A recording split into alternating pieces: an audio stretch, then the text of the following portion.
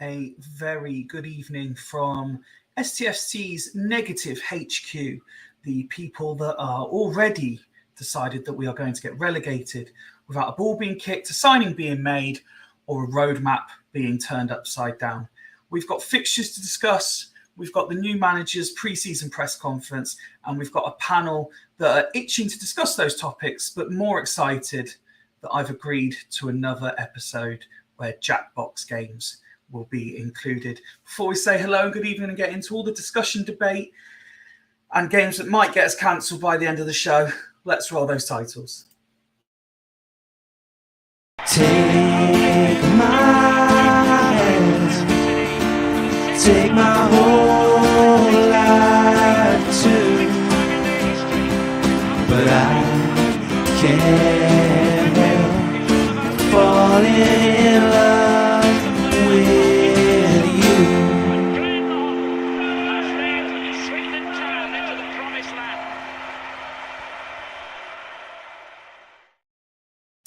As always, we remind anyone tuning in on this, well, I hope it's the same down there, quite mildly warm Friday evening, that the live chat is open via Facebook and YouTube, as well as our tweets are open separately. Unfortunately, they don't get flashed up on the screen, but tweets and notifications are available as well if you'd like to get involved in any of tonight's discussion topics.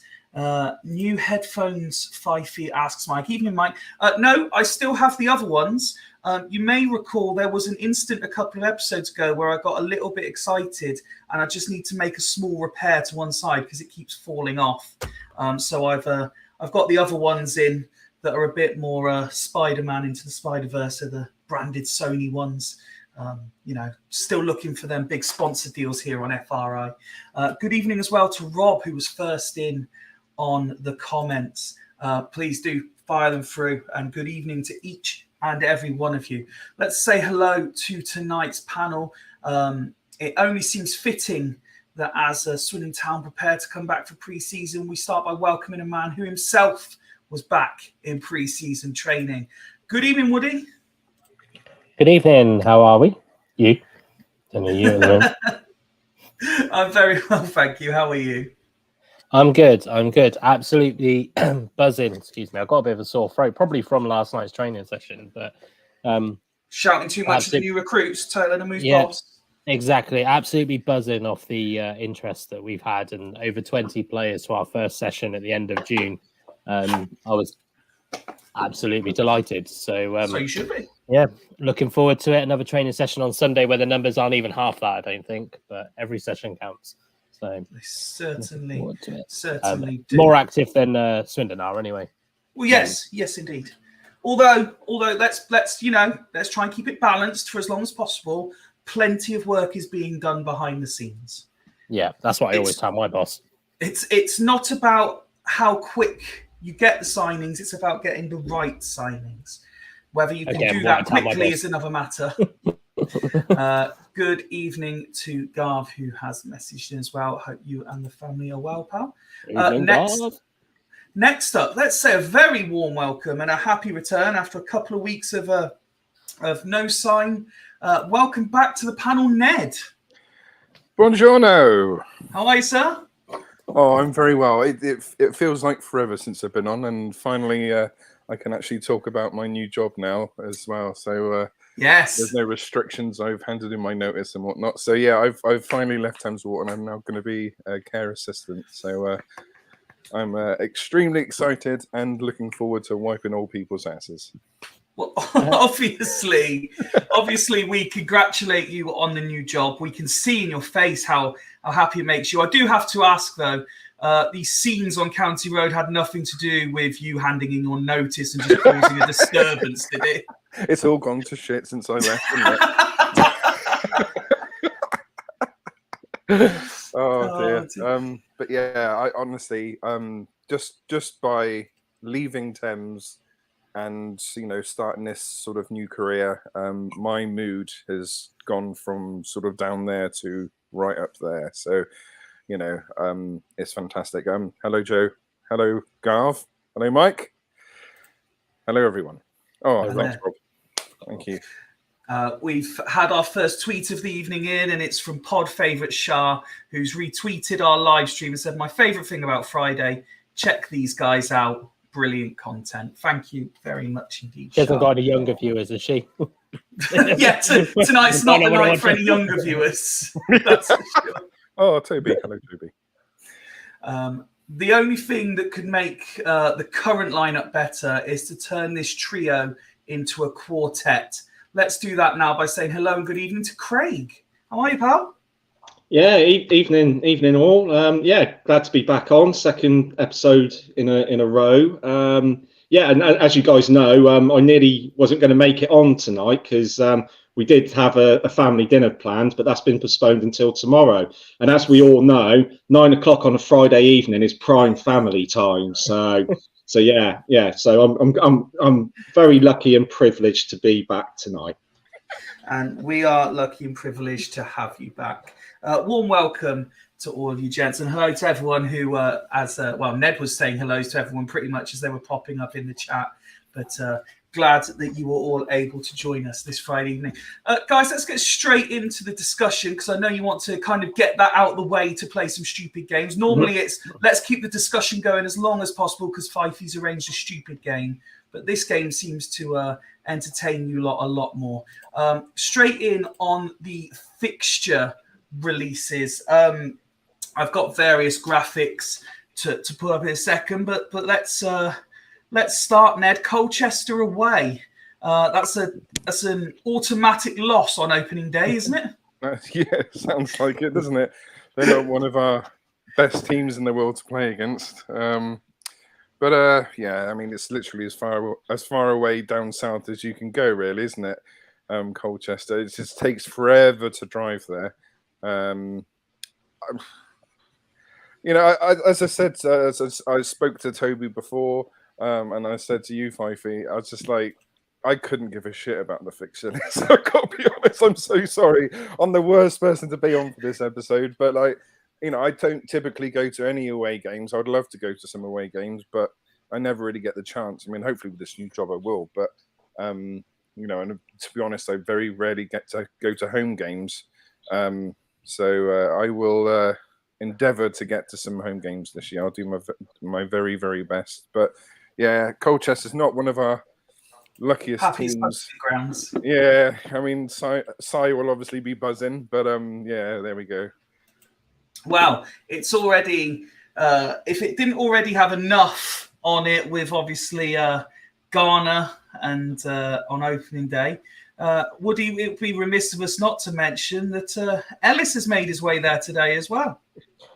It was always going to happen, when Ellis was always going to reconnect with one of his old coaches, I think. Let's be honest. I think when you've been at a club for that long, it's difficult to have like an immediate impression on a new manager. So I'm not really surprised. And I think if we're realistic with ourselves, some of the best football that Ellis has played was under Ghana. So, you know, it is a good move for him, really. He's going to score the winner against us on the first game of the season. We know that's going to happen. And then do a full Adebayor and run 90 yards to celebrate in front of our fans. I don't think he's got the confidence to do that, as he was never an over exuberant type, was he? But no, fair play His to him. brother will be in the crowd for Swindon as well, so I'm not sure if he's going to want to do that. We're probably, you know what Swindon fans like, we'll probably cheer him all the way through the game as well. Definitely give him a standing ovation. Yeah. But I do wish him the best. You know, I mean, Of course. I mean, there was probably 9-year difference between our longest serving player and our next longest serving player. No, I wish him the best. You know, I think he was always a player that put everything in. I think he was kind of ruined by the fact that he was that utility player, I think, a little bit. Yeah. He never bedded into one position. I loved him in centre midfield. I thought he was brilliant in centre midfield. But, you know, maybe it's the right move for him. I don't want to see him drop out of the league yet. I do think he's better than that. So Colchester could be a good move. Ben Garner knows all about him. And, you know, Colchester, you know, that's not a bad signing. When you add what Colchester have already done this pre-season as well, I don't think they're going to be, you know, we worried about them because they were always a bogey team, right? We always worried that they were going to be, didn't matter where Colchester were, we were going to lose. But now I think it's always been kind of a 1 or 2-0. If we're not careful, that's going to be a hell of a game we're going to have on our hands with the way they are this year. Oh, I've already, obviously, I chat to the likes of Liam and a few of our regular guests, the likes of Russell and that, quite regular away from live streams. And I've already said, and I've said it to Si as well, I think this is Colchester's year. I said, I think this is the year they get it right. It wouldn't surprise me at all. A lot of people are thinking they might be a top half club, but are they really a promotion contender? And I'm saying, yeah, I think they genuinely could be. Craig, would you have preferred a home game on opening day, or are you one of these that quite rightly says ultimately we'll play 23 teams at home and the same 23 teams away? It doesn't really matter when. Yeah, I mean, I'm sort of similar to Ned. I don't take too much stock in the fixture list, so you're probably delighted that you've got both of us on tonight. I just look at the away games. You know, I'm like, I like to go to a few away games each season if I can. But yeah, I mean, away first game, first game of the season. I think you ideally you want a home game and pick up a home win, and then you can just go from strength to strength, can't you? Craig's growing the beard, so that early season stress. I haven't looking like Santa by the yeah, probably. I actually had it trimmed yesterday, so it's looking a bit more tidy, and I don't look like a bum anymore. So yeah, but yeah. I mean, I looked at the fixtures. I was quite interested in the away games. I think Wrexham at home on Boxing Day. That's quite a good one. That's the only sort of home game that sort of caught my eye, really. You know, I want to go to Notts County away and Bradford away. We had a great time last season, didn't we? We went down there. And it's on a Saturday this season. Yeah, exactly. On a Saturday, which would be great. And I'm even considering doing an overnighter there. So yeah. And Stockport away. Stockport's a ground that I like to go to. And as I said on the last pod, I really like to go to Morecambe and Accrington's grounds at some point. But one fixture that did really catch my eye was when we played Grimsby away in, I think it's March, April. And Grimsby are going to be my outside pick for promotion this season. I'm looking at their recruitment, and it's not just the numbers of players they've brought in. They've brought some really good signings, and I think they might surprise people this season a bit like last season. You know, every season there's always a team that's up there that does surprise you. So yeah, so some interesting fixtures there, and just basically looking forward to get to some away games, and also Wimbledon's ground, obviously, because it's a new ground and I haven't been there, and obviously I'm just delighted. Mark and Nick sold the food options to you as well, obviously. Yeah. Well, we'll what we'll do is if we do another Falls one, we'll eat elsewhere before we get to the ground. I think lesson learned probably. But it is what it is. Like say, you play every team twice, home and once home and away, and so I'm sort of okay-ish with it. I'm not too excited, but not too sort of downbeat about it either, really. Okay. Well, let's have a little bit more of a deep dive into it. And Woody, I'll come to you. Craig made an excellent point there about how you like to get off the mark early and get some early season momentum. I've stolen the graphics off Swindon Town themselves. These are our league fixtures. Obviously, the cup games aren't included there. But August, you've got Colchester away, Crewe at home, Forest Green away, Wrexham away, Crawley at home. Are you thinking potentially, if hypothetically the transfer window is a positive one by the end, could those 5 games yield a decent point haul, in your opinion? I mean, we've got champions of the National League. We've got a team relegated from League One. We've got Ghana. We've got Lindsay in that mix. Yeah, I think. I think we'll have a positive points haul in August, as long as, like you say, the hypothetical transfer window comes into play. But I hear that bounce around quite a lot, kind of, and I agree to it. But then I think, well, actually, there's no such thing as a hypothetical transfer window, because we're either going to sign players or we're not. So it's so I can only look at that based on the current squad, and based on the current squad, we might still get a positive. I'm not worried about Forest Green away. We tend to have quite a decent record up there. Colchester, I am a bit worried about. Wrexham, not at the moment. I think there's going to be too much shining on Wrexham. I think we're probably playing Wrexham at the right time, because it's almost like the pressure's going to be on them to perform. And then obviously we'll more than likely probably beat Crawley, I think, just because I feel, I say this nearly every season and I'm wrong every season, but I feel like with Flynn, we might be better at home this season than away. Every year you say we're going to be better at home. But I just feel that Flynn is very good wherever he's been. Even when he was at Walsall for that short term, he was quite good at making the home ground a bit of a fortress. And I think if anything, he might be able to do that with the current squad. Although we do need to improve defensively. Certainly do. But so I'm just going to try and be as optimistic as ever, and I think we will have a positive overhaul in August. Are you going to be as optimistic as Nigel and say there's 15 points there in August? 15 points right there.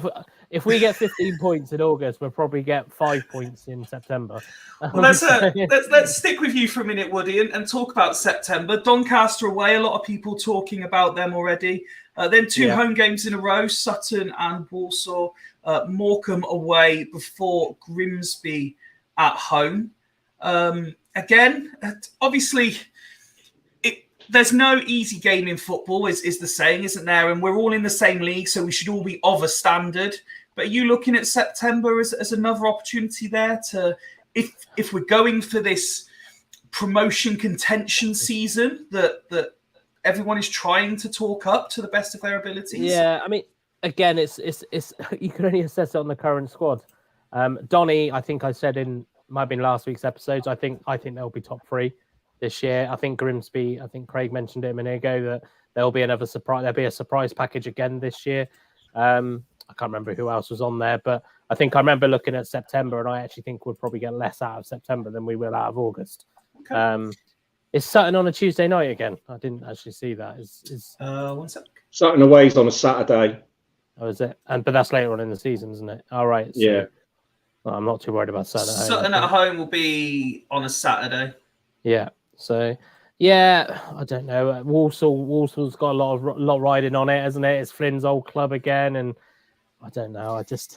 I kind of hate predicting now. That's fine. I don't know what I'm going to get. Ned, let's move on to the next 2 months. The season's in full swing. Actually, before we do, a good point made here by Sean. Woody mentioned playing Wrexham at the right time.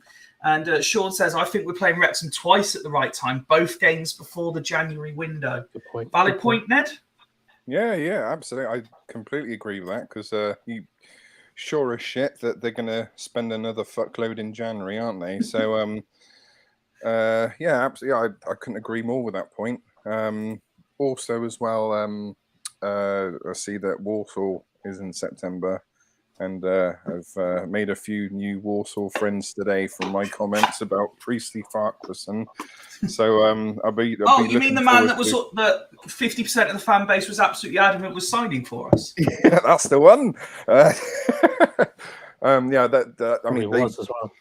I mean, that's a cracking signing for them, isn't it? Let's be honest. You know, Walsall last year, their defence was shit. So, you know, them strengthening the defence with, you know, such a player, you know, they're going to be in contention this year for sure. So it'd be nice to get a win over them. I'm not holding my breath, but yeah, I mean, Sean's point, yeah, absolutely. I think he's spot on with that. Well, talking of who clubs are signing, dates for the diary, well, I remember. The Fools Rush In a week on Monday. We'll see the return of Alex from Alex Vlogs. He's been doing summer weekly roundups of all the League Two clubs, all the ins and outs, comings and goings, and he's going to grace us with his presence to talk through pre-season and who he thinks has done the best early business. That gives Swindon, 10 days to get themselves in contention for that discussion. No pressure, lads. And wasn't it said today that we might get somebody by next Wednesday? Yeah, so indeed. by the time...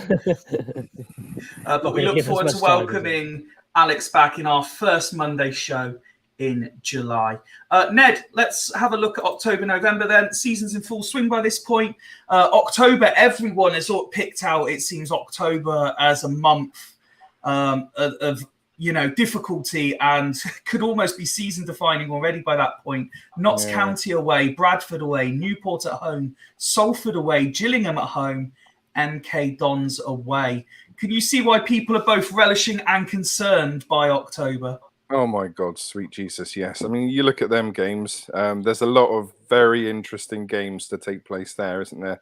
Newport at home, that's Flynn's old team, isn't it? So they'll be looking to make a, you know, prove a point against him. And MK Dons away, we always seem to struggle there. I think I only remember one win at MK Dons off the top of my head, but yeah, I mean, I would like to go to that game. MK Dons which away. I'm trying desperately to make, because Notts County from memory is on the Tuesday. I'm trying desperately to make MK Dons away one of our Fools Rush In games. No, that would be awesome. I got some friends in Milton Keynes, so that would be nice to get down there and spend the night. That would be fantastic. But yeah, I mean, every single one of those games, you know, has added spice in one capacity or another. Yeah, it's very, very exciting month. Mike's going straight in, just in case our favourite chicken is watching. Bradford is a walkover. The rest look tough. I think, do you know what? October really does look like a month of death, doesn't it? It's horrific, isn't it? And not only death from like footballing purposes, from your wallet purposes, if you want to go to these. Well, I said to you guys, didn't I? I said the games I was looking out for, because obviously being local to me and stuff, I was looking for MK Dons, Notts County. Who else am I looking for there? Mansfield and stuff, and of course I said Bradford as well, just because it's good. And to see MK Dons, Notts County and Bradford in the same month, I was like, my God, this summer holiday best be cheap, because I need the money in October. Hey, going off what Mike was saying, I mean, their best signing is a guy from, is it Harrogate? So let's be honest, they're going to be shit this year. Well, speaking of Harrogate, Ned, speaking of best signing, what's our best signing, Ned? Yeah, indeed. Speaking of Harrogate, Ned, in November, Stockport at home, Harrogate away, Mansfield at home, Accrington away. As we head towards the so-called busy festive period, Is that slightly nicer viewing than October was beforehand? For me, definitely, 100%. That's where we need to capitalise that. I mean, obviously they're 2 tough home games, but we really should be consolidating after getting massacred in October. Just need a Scott Lindsay masterpiece in October, like we did last October. One thing I will say, and I'm not sure if anyone's really thought about this, but I mean, last season, it feels like we didn't have much of a home advantage because, you know, most teams didn't really play against us. You know, they set up defensively and you know, shithouse us. But with the league being tougher this year, I think that suits us because teams will try and play against us. So I feel, I mean, obviously it depends on what Flynn wants to do, but I feel if we're, you know, relatively similar in the tactics department, I feel that it's going to play into our hands. So before we continue the deep dive into the fixtures, if ever there was something that summed up our WhatsApp chat as much as the Swindon Town fan base in general, it's these next 2 comments I'm going to flash up. So you've got Joe saying, basically League 2 next year. If we don't get some solid midfield, strengthen our defence, and stop depending on Charlie to save the day, also a keeper, we are fucked. Sorry for swearing if Nick is listening. On the flip side, however, another one of our favourites, Garv, has messaged in. Call me crazy, deluded, biased, and a bit drunk, but HMS Pistol League will be in full effect next season. Mark my words. Go on, Garv. I thought Ben wasn't coming on tonight. Mike said exactly the same thing, Garv. I think Ben has hacked your account. Well, let's face it, we say HMS Pistol League every season, don't we? So it's easy to say in pre-season, isn't it? Mm. We're all on 0 points. My expectations are not really low. I mean, I don't know what Ben was talking about on Twitter by saying that we're nowhere probably near. Got the arse of us, hadn't he? Even with the current squad, we're nowhere near relegation fodder. But it's kind of like at the moment, in my opinion, the only top 3 we're going to be is the top 3 of the bottom half of the table, unless we sign some players. So yeah, it's. But what makes me laugh is that November looks all right. But what you haven't taken into account there, Ned, is the fact that whether we get knocked out by a non-league team on the first week of November in the FA Cup, which will just destroy, because we won't take the competition seriously, and then we'll go and play against the Dog and Duck FC, and then go and lose 3-0. Aguiar will score an own goal or something. Well, let's head into the... we're coming up to cup competitions in a little bit. Let's carry on the festive period with Santa Craig down there in the corner. So December, Wimbledon away, Barrow at home, Tranmere away, and then Wrexham and Forest Green as a festive home double-header. Look positive with that, Craig? Yeah, that looks pretty decent to me. I don't normally do Boxing Day games, but I mean, if I can get a ticket, I might do the one on Boxing Day if I can. Forest Green at home as well. So, it looks all right, doesn't it? Not really much else to say. To be fair, Well, from what you've seen up to this point, before we move then into January, from what you've seen the fixture-wise, obviously we mentioned earlier about October being tough, the standard of the league as well. We would have just about played everyone once by that point. Do you think we'll be in the mix for, again, a decent January window could see us really challenge? I think every month of the fixture list is tough, to be honest. I don't think, this league is going to be... I know I did say this last season that the league would be harder than what it was the season under Ghana when we reached the playoffs, but I think this season definitely will be. So I think we're taking too much stock into who we're playing each month. I know it's only natural when the fixture list has been released and everything, but it's all transfers, but we're not doing any. Yeah, it's all ifs, buts, and maybes. The key, as they say, the proof is in the pudding with the players we need to get. I've said it time and time again. We need to get at least 8 quality players in, and I mean quality players, not untried young players that have been, discarded by their academies.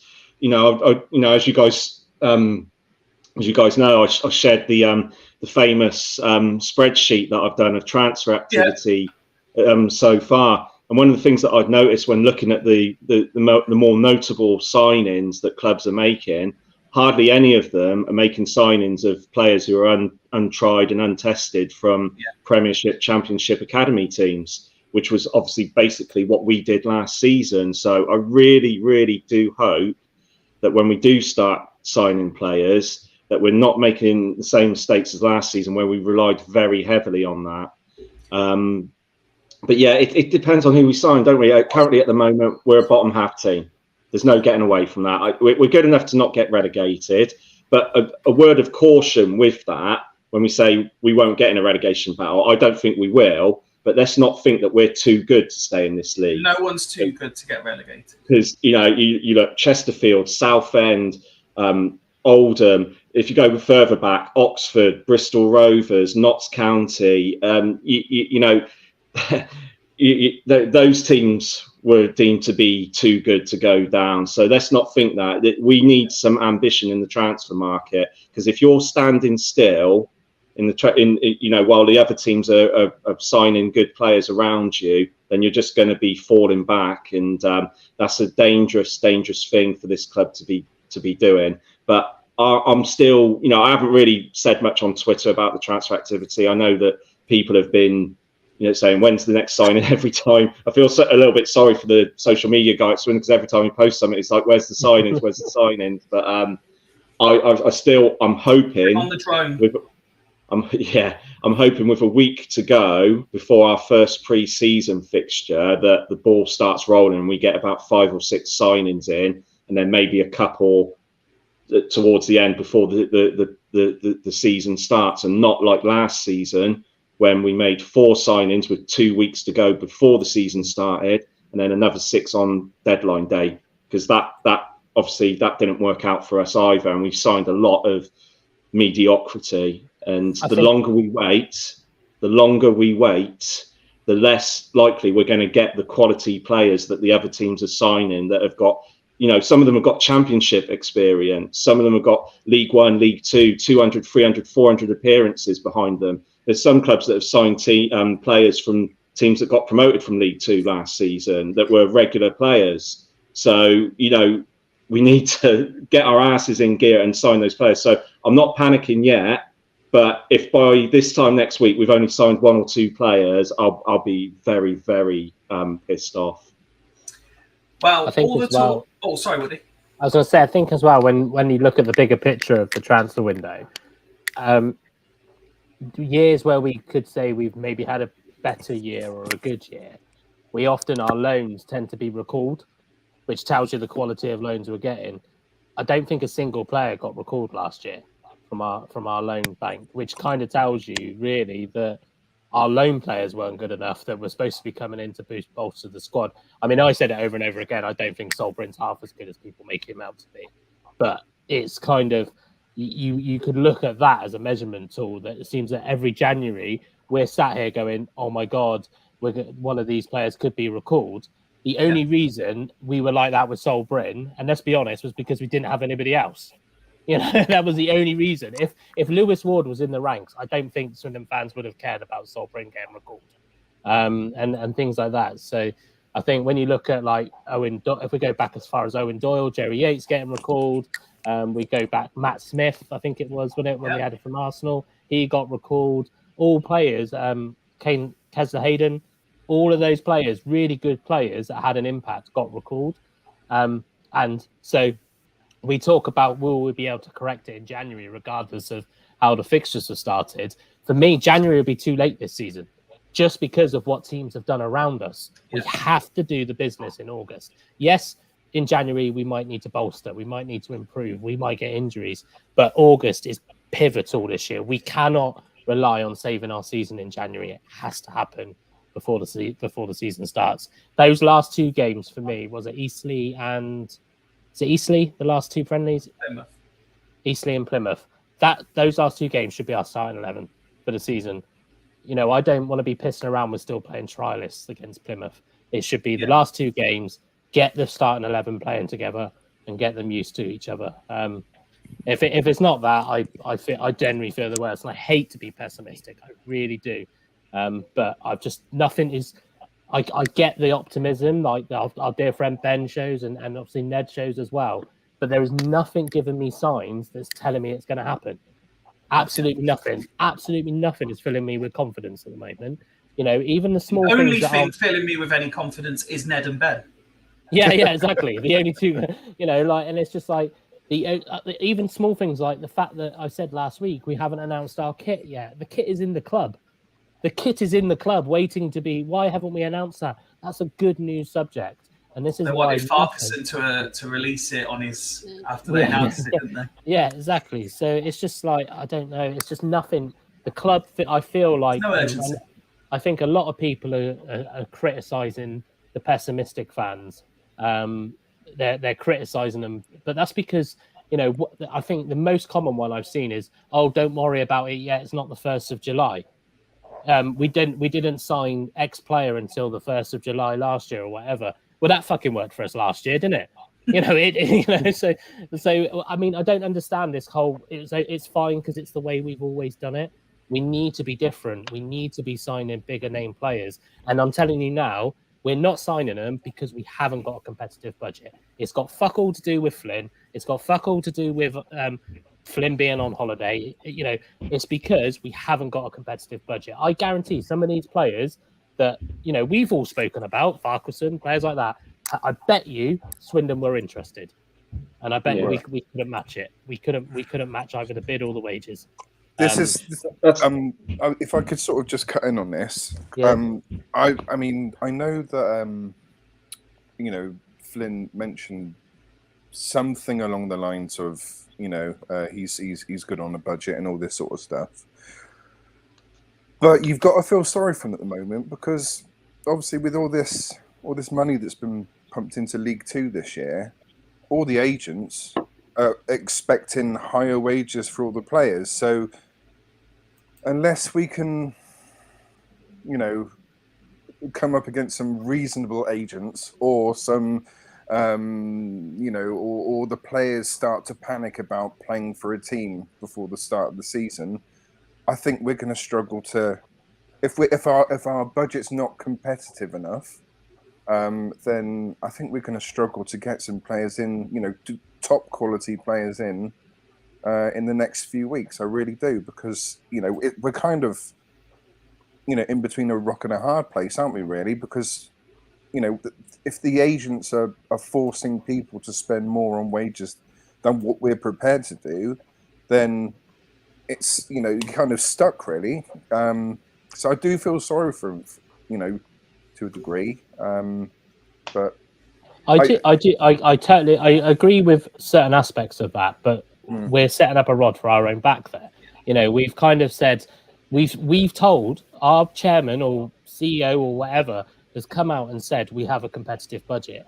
You know, I know the agents will play that, of course they will, but that they're not playing it just against Swindon. They'll be playing it against other teams in the league, teams that were worse than us last year. Colchester, worse than us last year.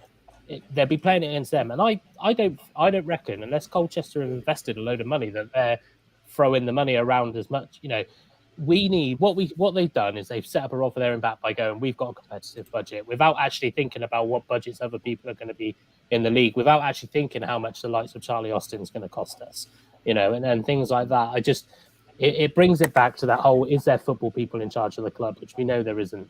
We've got to deal with that, and I accept that we've got to deal with that. But it will get to that stage where they'll say, we haven't had the season ticket holders to fund the budget. Okay, why haven't you gone out and got investors? Why are we not looking for investors? That concerns me.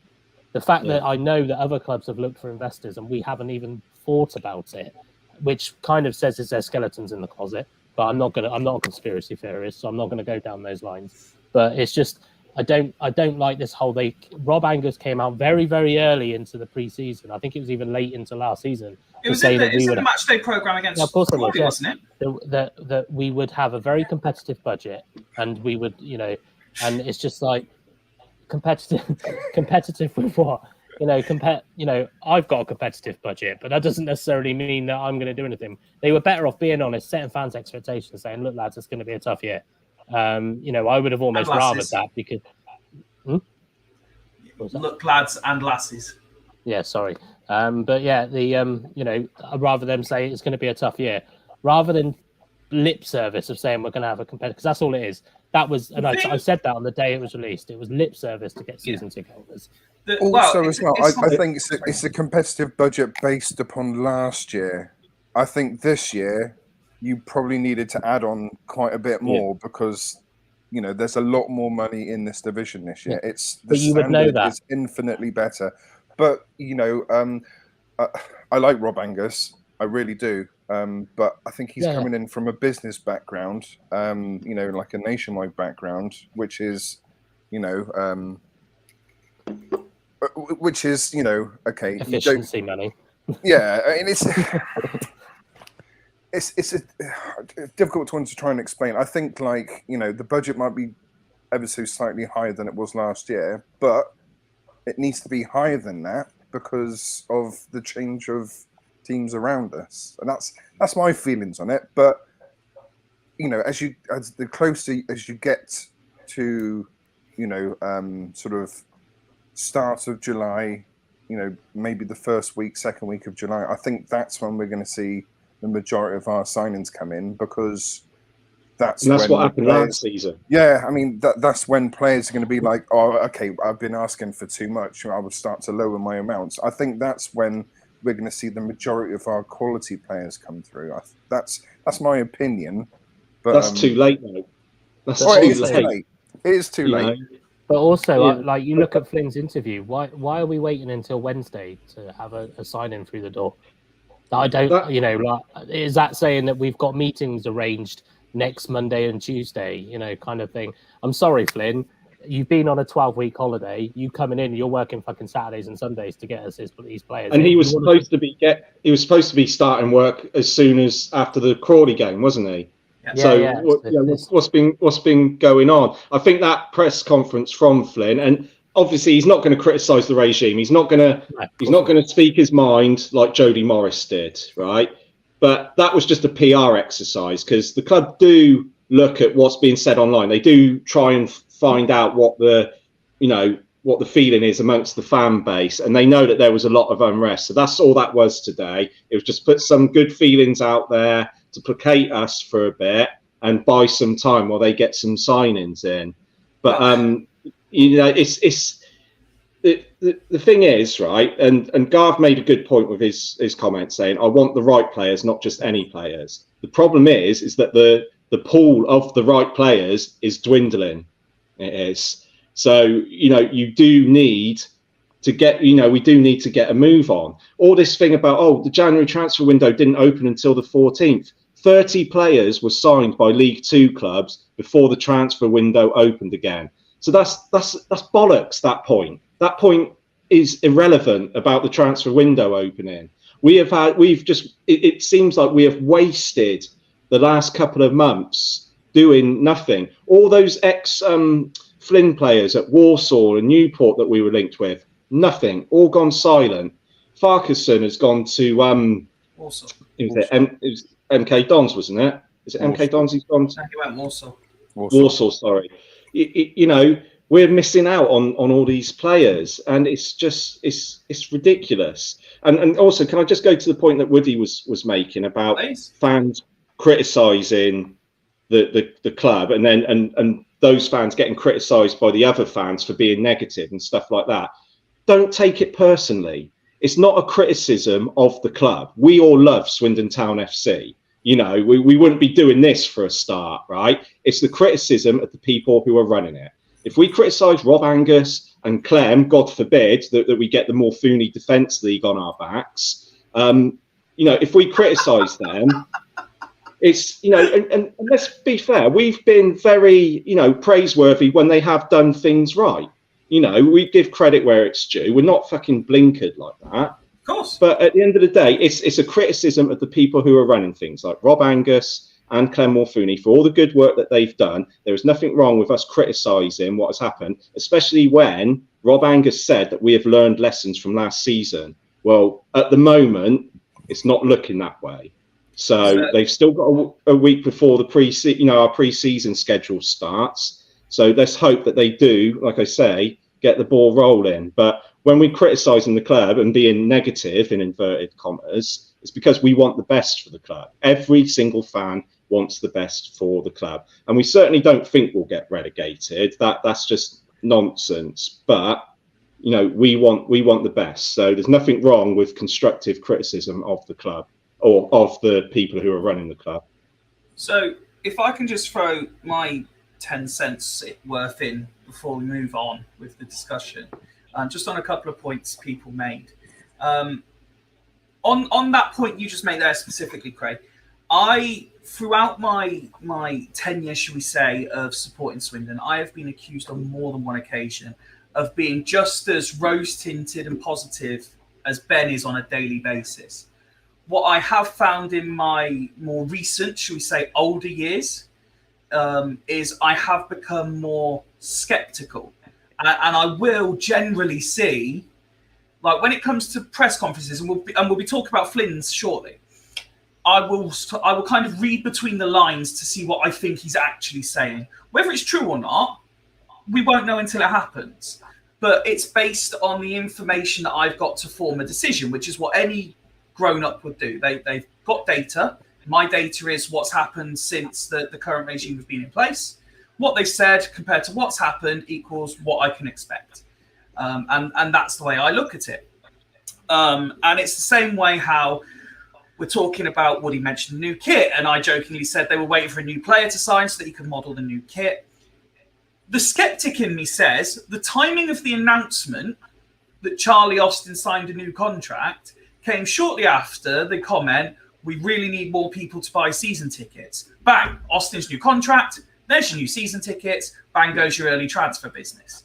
If Austin hadn't signed a new contract, you would have probably seen early transfer business to try and entice the fans to buy the season tickets. As soon as those extra season tickets were bought, the budget was in place as planned, it was no longer needed. I desperately want Swindon to do well. And when I am being negative, I know I'm being negative when I say certain things. And probably 80% of what I say is genuine, 20% is to get a rise out of people, because that's what we're here to do as well. It's to entertain and cause debate. Because if there's no debate, if we're all just agreeing and we're all happy, no one wants to watch that. They prefer it when we're arguing to an extent.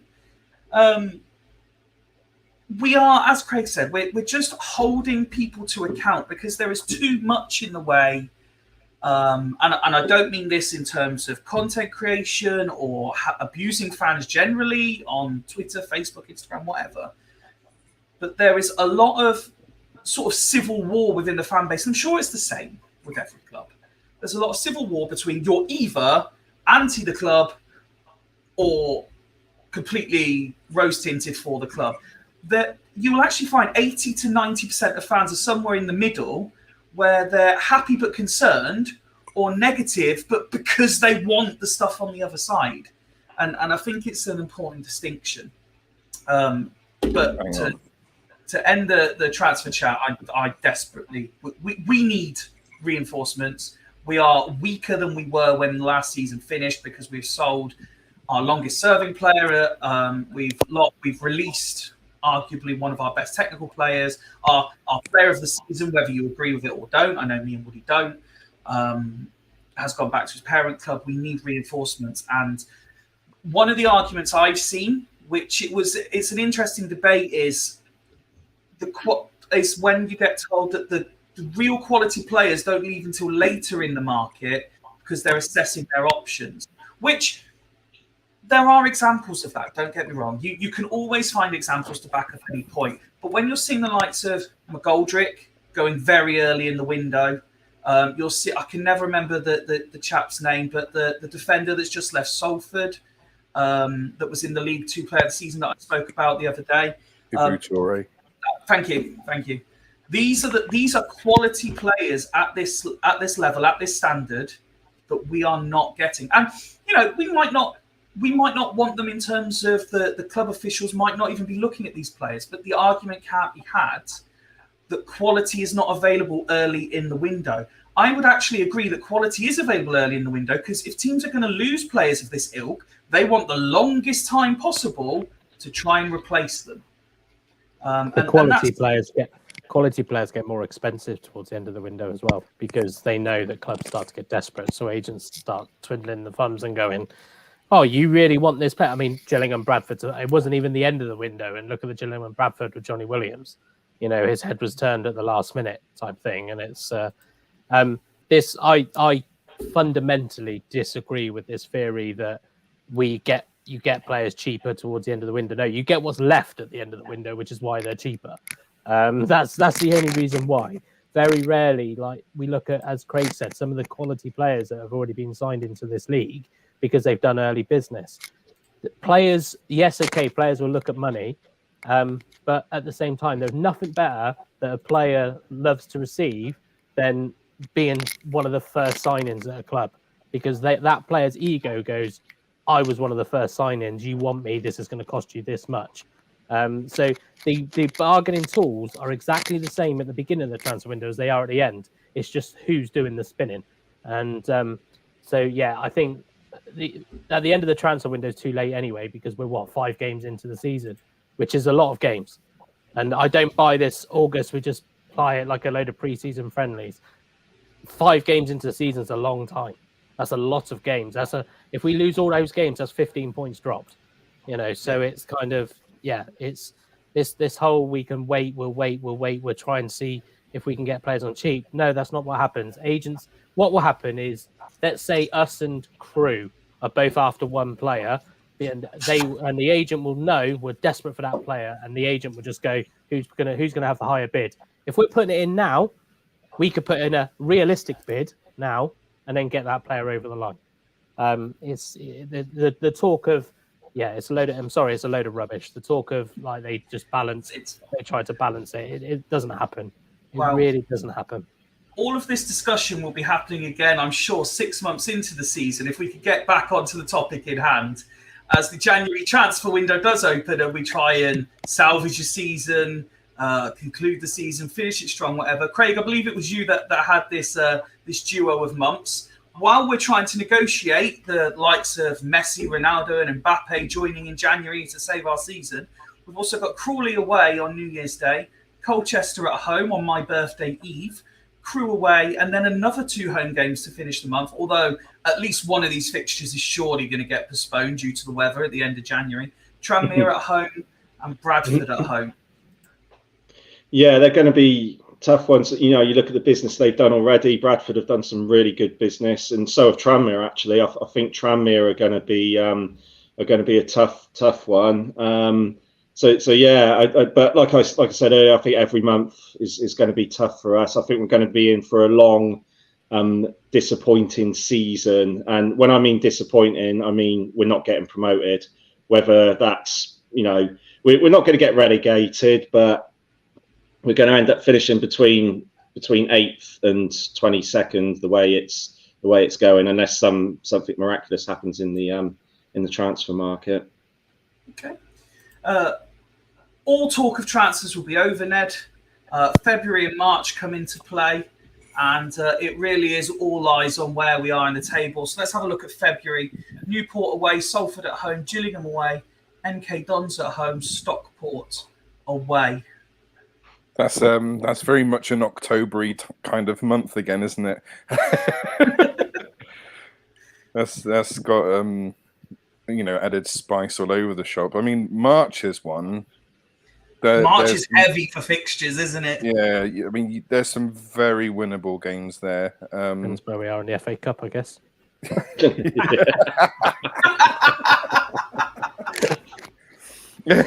So, looking at March, you say there some winnable games. So we've got Harrogate at home, Mansfield away, Accrington and Doncaster in another home double-header, Walsall away, Notts County at home.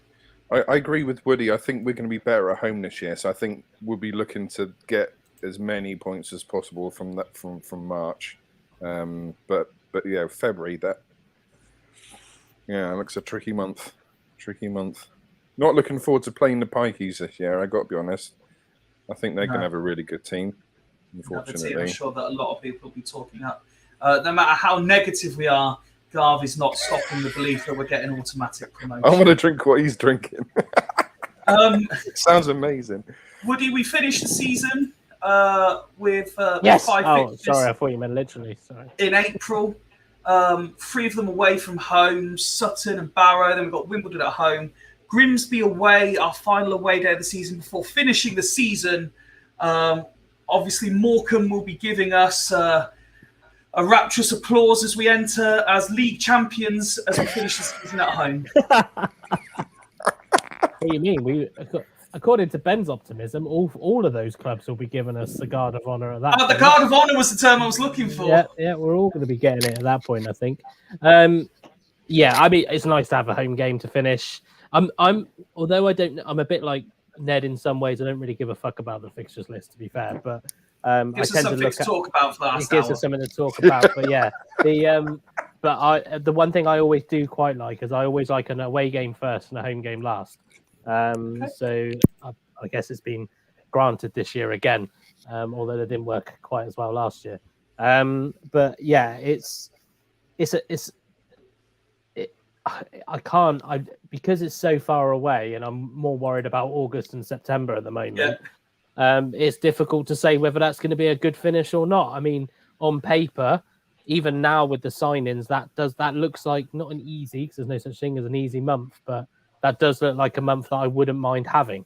But yeah, just, if it's that hypothetical again, if we're not signing players, then it's not going to matter either way. It could be dead rubber by April if we're not careful. Well, gents, you might not care about the fixture list, but I'm sure we can all agree that you're very much on my bus when it comes to this. What we really, really want this season is a cup run. And there could be nothing could have brought you any more glee, Woody, than when you saw this as a Carabao Cup draw. Yeah, I mean, to be fair, I actually agree with Ben. I don't think it's a bad one to have because Peterborough will be probably wanting to have a lot of focus on the league this year. All I'm asking for us is just to take the fucking cup, and that includes the paint trophy, pizza trophy. I want us to take a cup competition seriously. I think it's an absolute insult to football that we don't. Even the League Cup, even the FA Cup, we don't really, it didn't feel like we took that seriously. Stop coming up with this shit about focusing on the league because we ain't fucking doing that. That went well last year. Yeah, so I would quite happily, and this is why we need to sign better quality and depth. Go out there, play our best 11 possible for every game at the moment. Yeah, okay, the pizza trophy you could probably afford to sacrifice a couple, but League Cup, FA Cup, I'm expecting the same people that started on the Saturday, as long as they won, to play in the League Cup on that Tuesday, and the same people to play in the FA Cup, regardless of who we're playing. Let's take this bloody competition seriously, please. They're money-making competitions. We keep saying that we need the money. We keep saying that we need season ticket holders. Season ticket, if we get to the third round of the League Cup, we probably made more money than what we would have with increasing our season ticket holders by another 500,000 people. 500 or 1,000 people, sorry. 500,000 people. 500,000 people. Absolute mass. Whether you refer to it as the LDV Vans, the Johnson's Paint Trophy, or the Papa John's Trophy, Craig, I'm sure like half the fan base, you needed a cold shower when you saw this group. Yeah. I mean, my feelings on the Tin Pot Trophy are obviously very well known. I do agree with Woody mainly about the FA Cup and League Cup. I think it's absolutely paramount that we take those seriously. The Tin Pot Trophy, I've got to be honest, I don't care if we put fringe players out and give some academy players a chance. Reading away. But it's not going to be Reading away, is it? I've said this in the WhatsApp chat. It's going to be their under-23s team because their under-23s team can't participate in the same competition as Reading. So even though it says Reading FC, it's going to be their under-23s team that they're going to put out. So I know people say, oh, yeah, we haven't played Reading for ages, but we're not really going to be, 21 years, Sean. We're not going to say they have to play X amount of first-team players? Yeah, but there's ways. It's in the squad. It's in the squad, isn't it? So I honestly, I'm not that fussed about it, to be honest, with Reading away. I mean, it's a bit easier to get to now because I've got my train hat on. There's a station that's been built recently, Green Park, which is about a 25-minute walk to the stadium. So it's a bit easier to get to. I know Nick has sweet talked me into going with him to it, so I probably will. Nick is very excited. Me being the ultimate hypocrite, I probably will go to the Reading game, but who says no to Nick? Everyone who watches this knows what you just can't say no to Nick, can you? But my main reasons is because of the format of it as well, and you only you can make money in the League Cup and the FA Cup, but the Tin Pot Trophy you only really make money if you get to Wembley. So wow. For me, and HMS Pistol League is taking a detour to Wembley, then, isn't it? Yeah, I mean, for me, and I've got the usual reasons for basically the Premiership and Championship teams held a gun to League One and League Two teams' heads to make sure that their academy teams would come in. Otherwise, they would reduce solidarity payments. So I'm sorry, until it's a League One, League Two competition. It's not a Premiership, Championship competition. It's our competition. So for me, until that changes, I'm not really. I've got no interest in it whatsoever. Not interested, but because Nick's talked you into it, you'll go anyway. Yeah, well, it's worth it. Just anyone who sat with Nick at a game, it's worth it just for his company alone. So there we go. That being said, when we played Oxford United in the Pizza Trophy, that was a decent game.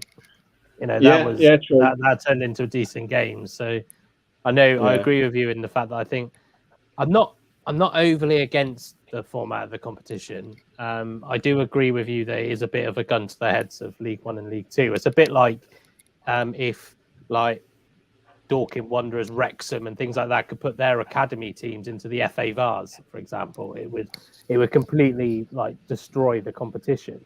But yeah, it's I mean, I'm not going to say that. Yes, it's great. We're going to be playing Reading again.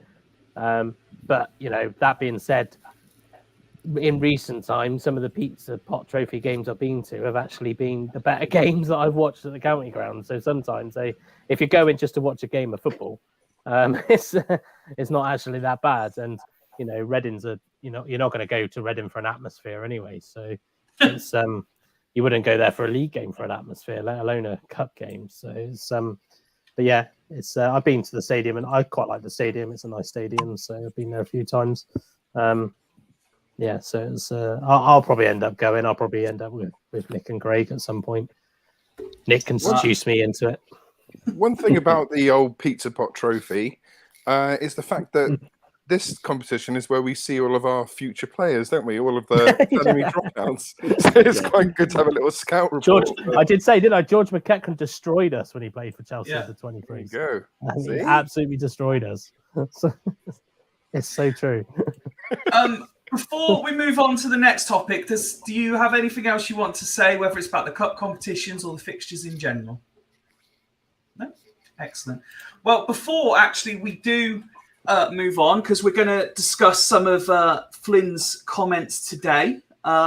We've got a couple of special announcements that we'd like to make. Already said earlier in the show about Alex joining us a week on Monday to look through our League Two rivals.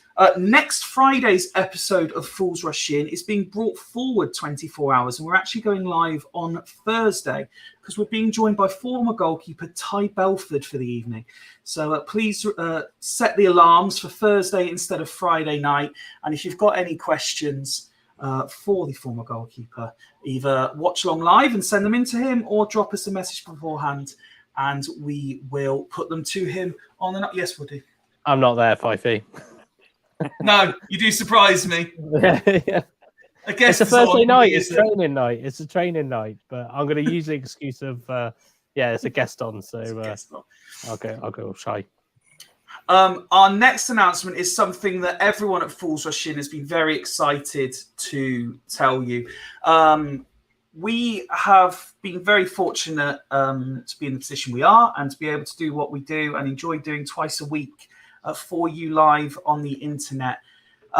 We have been looking for a way to raise money for our chosen charity partner, the British Heart Foundation. And we would like to invite you on the eve of the new season to join Fools Rush In live. Yes, I believe 8 out of 12 of your regular Fools favourites are all going to be at Tawny Owl in Swindon from 8 o'clock, and we're doing a live in-person episode, and we would like to invite you to be part of the audience. We'll be previewing the opening game of the season. There's a charity auction full of different Swindon Town products, a fair few signed items from players as well. There'll be quizzes, and I've been talked into even doing a live version of Defend the Indefensible. All money raised on the night will be going to the British Heart Foundation. There will be limited tickets available for it. They'll be available from Monday.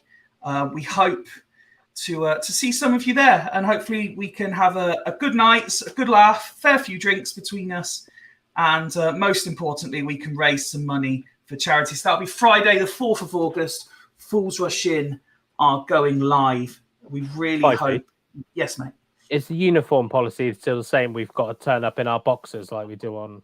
Yeah, so we've all got to have beards, t-shirts on, and nothing underneath. Right, cool. That's fine. Just wanted to check. I'll make sure the beard is well oiled for that day. I will. On the topics while we've been talking there, Gar says our Pizza Cup performances last season were awful. I didn't go to any. That's why I didn't go to any. Toby's saying can't wait to see the Wolf of Wall Street on FRI. Danny's saying we will definitely be there. Thank you. We appreciate that. Yes. And we've also got Joe saying the same. We will be there as soon as the tickets are available. We will be posting it all over our socials, and we hope to see as many of you there as possible. And as if he knew that it was just the right time, we are joined by another fool to talk through Mike Flynn's comments. Good evening, Ben. Oh. Hello, Fifey. How are we all today? Very well, thank you, mate. Yourself? Yeah, I'm all right. Thanks, I'm all right. Just finished Ray the of old sunshine work. himself. It's been an eventful day, hasn't it? It's been fun, hasn't it, pal? Oh, it's been great fun. As per.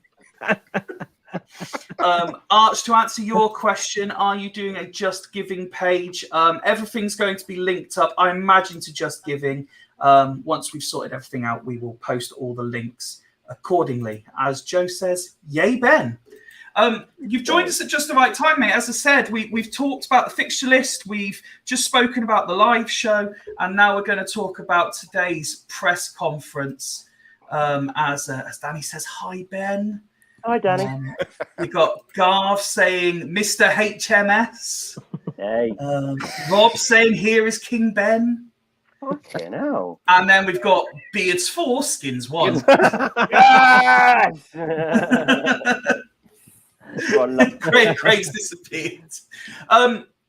So we were speaking earlier about how different people will have interpreted the comments. Online, there seems to be mainly positive feedback from what I've seen. There's been a few skeptics, a few people a bit like myself who have maybe read into it slightly differently.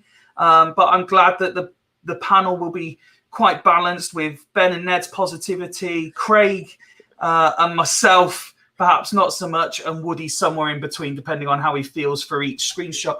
Full credit has to be said to Adver Sports Desk for their live blog, where I've stolen all of these screenshots from in order to talk about some of the comments. I've not taken them all. Just some of the ones that I thought were more relevant. Woody's not remotely interested in this topic. So let's start. Oh, it's great. It's me and Ned. Everything's marvellous.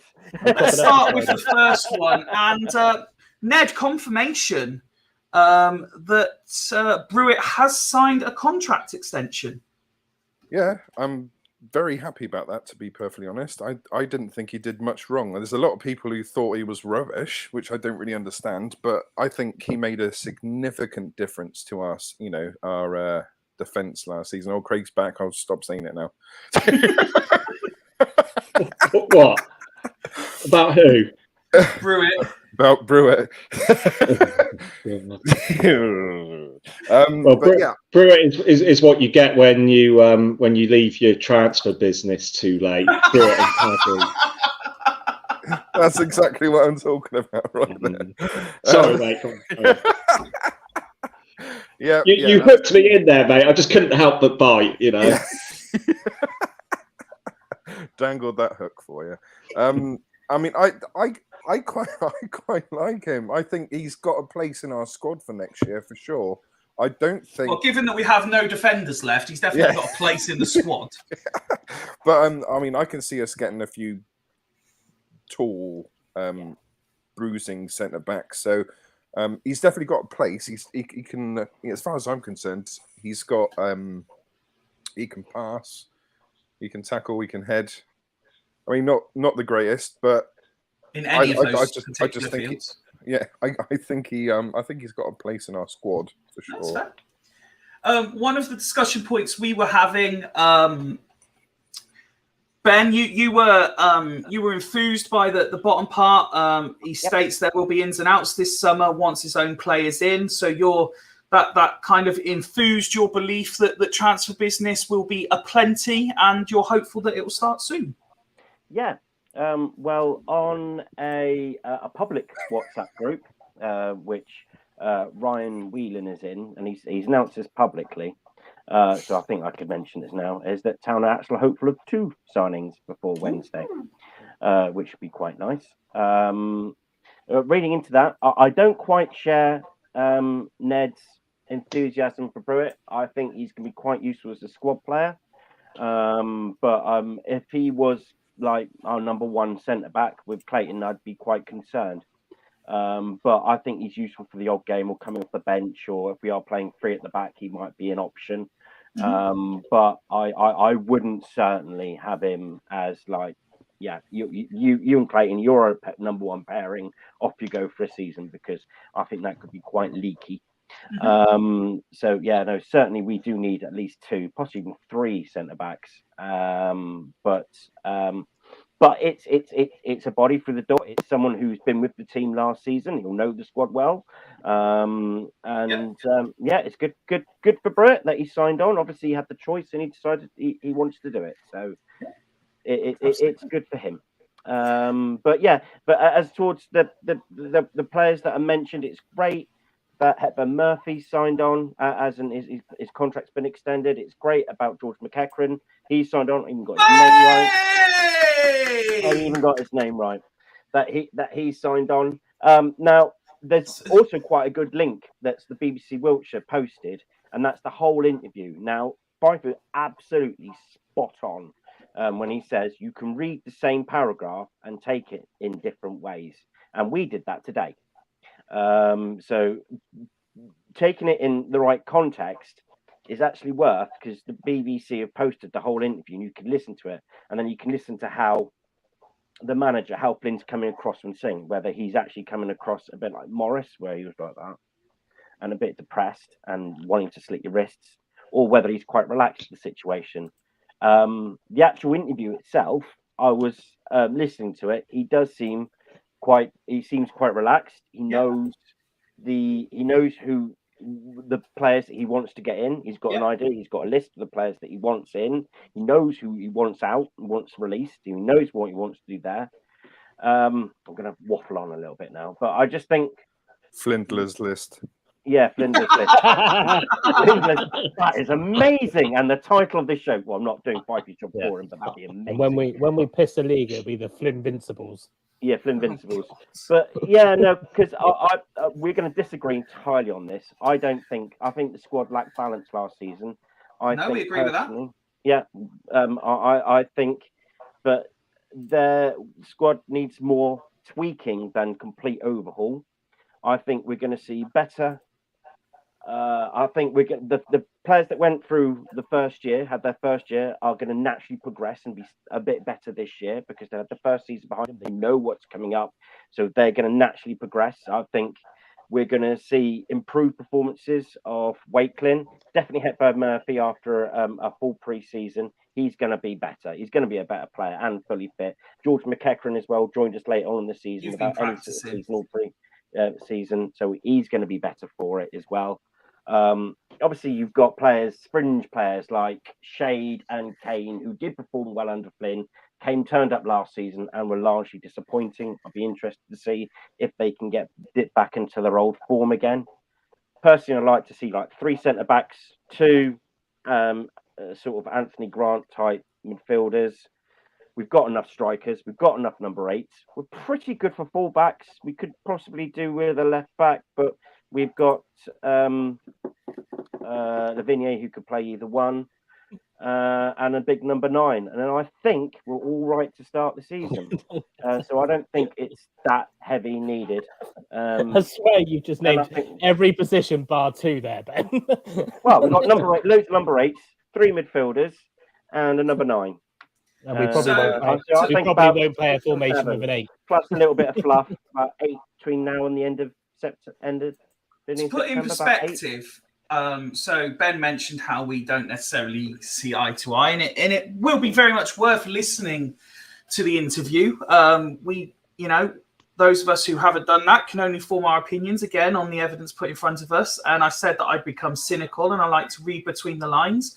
And as soon as I took this quote, I sent it straight to Ben and said he's delighted that those players have signed contracts because there are sellable assets. So McEachran, Hepburn, Murphy, along with Hutton, are the players that we sell to make up the currently imaginary competitive budget that seemingly doesn't exist. Yeah, no, he didn't mean that at all. He could have meant that. He could have meant that, but if you listen back, there's no hint of that at all. So it'll be interesting to see what happens there. Just a keeper would be good. Yeah, a goalkeeper. Yeah, that's true. We need one of them too. We need at least one. And Toby says Flynn has helped the belief in next season. If we were in the same position now with Morris in charge, just think how much people would be moaning now. Indeed. Let's move on to one of the other comments that stood out. With regards to recruitment, it says he wants to address the spine of the team first. That's specific as he'd like to be right now. It's quite a young team aside from Charlie Austin and Fraser Blake Tracy. He's not going to sign a player because he's experienced. They have to be of the desired standard as well. Craig, what is the desired standard, though? Because that is not clear. Such a anything that's better than what we've got already. It's as simple as that. We've got a squad that finished 10th last season in a shit league that's now minus Williams and Bryn. So, Andy Anderler. We need more than tweaking, I'm afraid. It's a lot more. We need full blown surgery. That's what we need on this squad. I'm not saying we have to get rid of loads of players, but Flynn has said that I think there's going to be at least another couple that are going to follow Iandolo, who he's told isn't going to be in his plans. But yeah, I mean it just goes back to adding the right amount of quality into the team. I've said it last season and I'll say it this season, and every season we're in this league, unless we get promotion, it's a failure. Yeah, it is. Yeah. So and we need to step up with the quality signings. I get what he's saying. It shouldn't just be experience, but we are sorely lacking in experience in game time. Yes, I know Wakelin and Clayton and players like that are going to be a season stronger, but you've got questions over players like Shade, Darcy and Kane, who were immensely disappointing last season. I know, Kane had a good last game. Yeah, I know that, but one swallow doesn't make a summer, does it? So, it's... I don't know. Well, yeah, fair enough. We'll take one swallow, wouldn't you, Fifey? we don't know what type of player he wants, but I mean I'm looking at, like I said earlier, the players who are being signed by other teams at the moment. Those are the sort of players we should be signing, and that pool is going to get smaller and smaller. And as Woody said, we're putting ourselves in a position where towards the end of the transfer window, we're going to be desperate and players are going to want more. And you can't blame agents for doing the best for their players. If they're in a more competitive division where there is more money, of course they're going to want more money. These are League Two players at the end of the day, remember, as well. So I don't blame them for that at all. I should apologise for my earlier sarcastic applause, Ben, for you pronouncing McEachran properly. Obviously, it's been a running joke that you've been unable to do it. I'm presuming the reason that you're late joining us isn't that you've been at work, but it's that you saw Michelle's tweet earlier where she tagged us in and put, not that I wanted Ellis gone, but at least Ben doesn't have to try and attempt to pronounce his name now. Well, now he's gone up to say Angelo. You've waited till the day he leaves to get it right. I can't believe that. He's been practicing surnames for the last 3 hours. Dear me. I just want to pick up as well there. Right. Okay, so he said that Blake Tracy and Charlie Austin are the experienced players, and he only wants players of a desired standard. Now, I'm not going to slate the guy because I think he did all right. But where does Brewitt fit in either of them? Because he's only a little bit younger than Blake Tracy. And he has, in terms of English League football, has played one more game than Clayton. And so it's like, so what is Brewitt? Is he the quality or is he? What is a Brewitt? What is a Brewitt? I think it's telling. Can I just mention this talk about players are going to be better because they're under Flynn? I'm sorry, I'm not saying that Flynn won't improve players, but let's not forget these players were playing under Flynn. Were they getting promoted under Flynn? No, they weren't. They were still in mediocre mid-table teams under Flynn. So, like, it's not think that Shade's going to be fucking miraculous. Kane's going to be miraculous. Even if he plays his best, as he did under Newport, Newport still finished 8th, 9th, or 10th during that season. So Flynn's not going to turn these players into fucking magical masterclasses overnight. McEachran, yes. McEachran is not going to turn under Flynn, but he is a very good player. Hepburn Murphy will be injured by Christmas, so I'm not holding my hopes up for that one. But it makes me laugh. Like, I know, Ben, you said that you were shaking your head when you said about not having players in by the end of the transfer window, but then you said that we shouldn't panic. But you literally named about 7 positions where we need players. And if we don't get players better than what we've got at the moment, we will still finish mid-table. The reason why, as Nick said, that was a mid-table team. The reason why I'm quite relaxed into the timing of these things, because the transfer window is not like a bucket where you put at the top at the beginning, you put all the good players, and the further down you go, the shitter they are, and then at the end of the window, you're just scraping the barrel. What happens is when you make a transfer, other players become more available for transfers. For example, there's a player right now in League One who's not available, and he's not available until that club, player A, has found replacements for player A.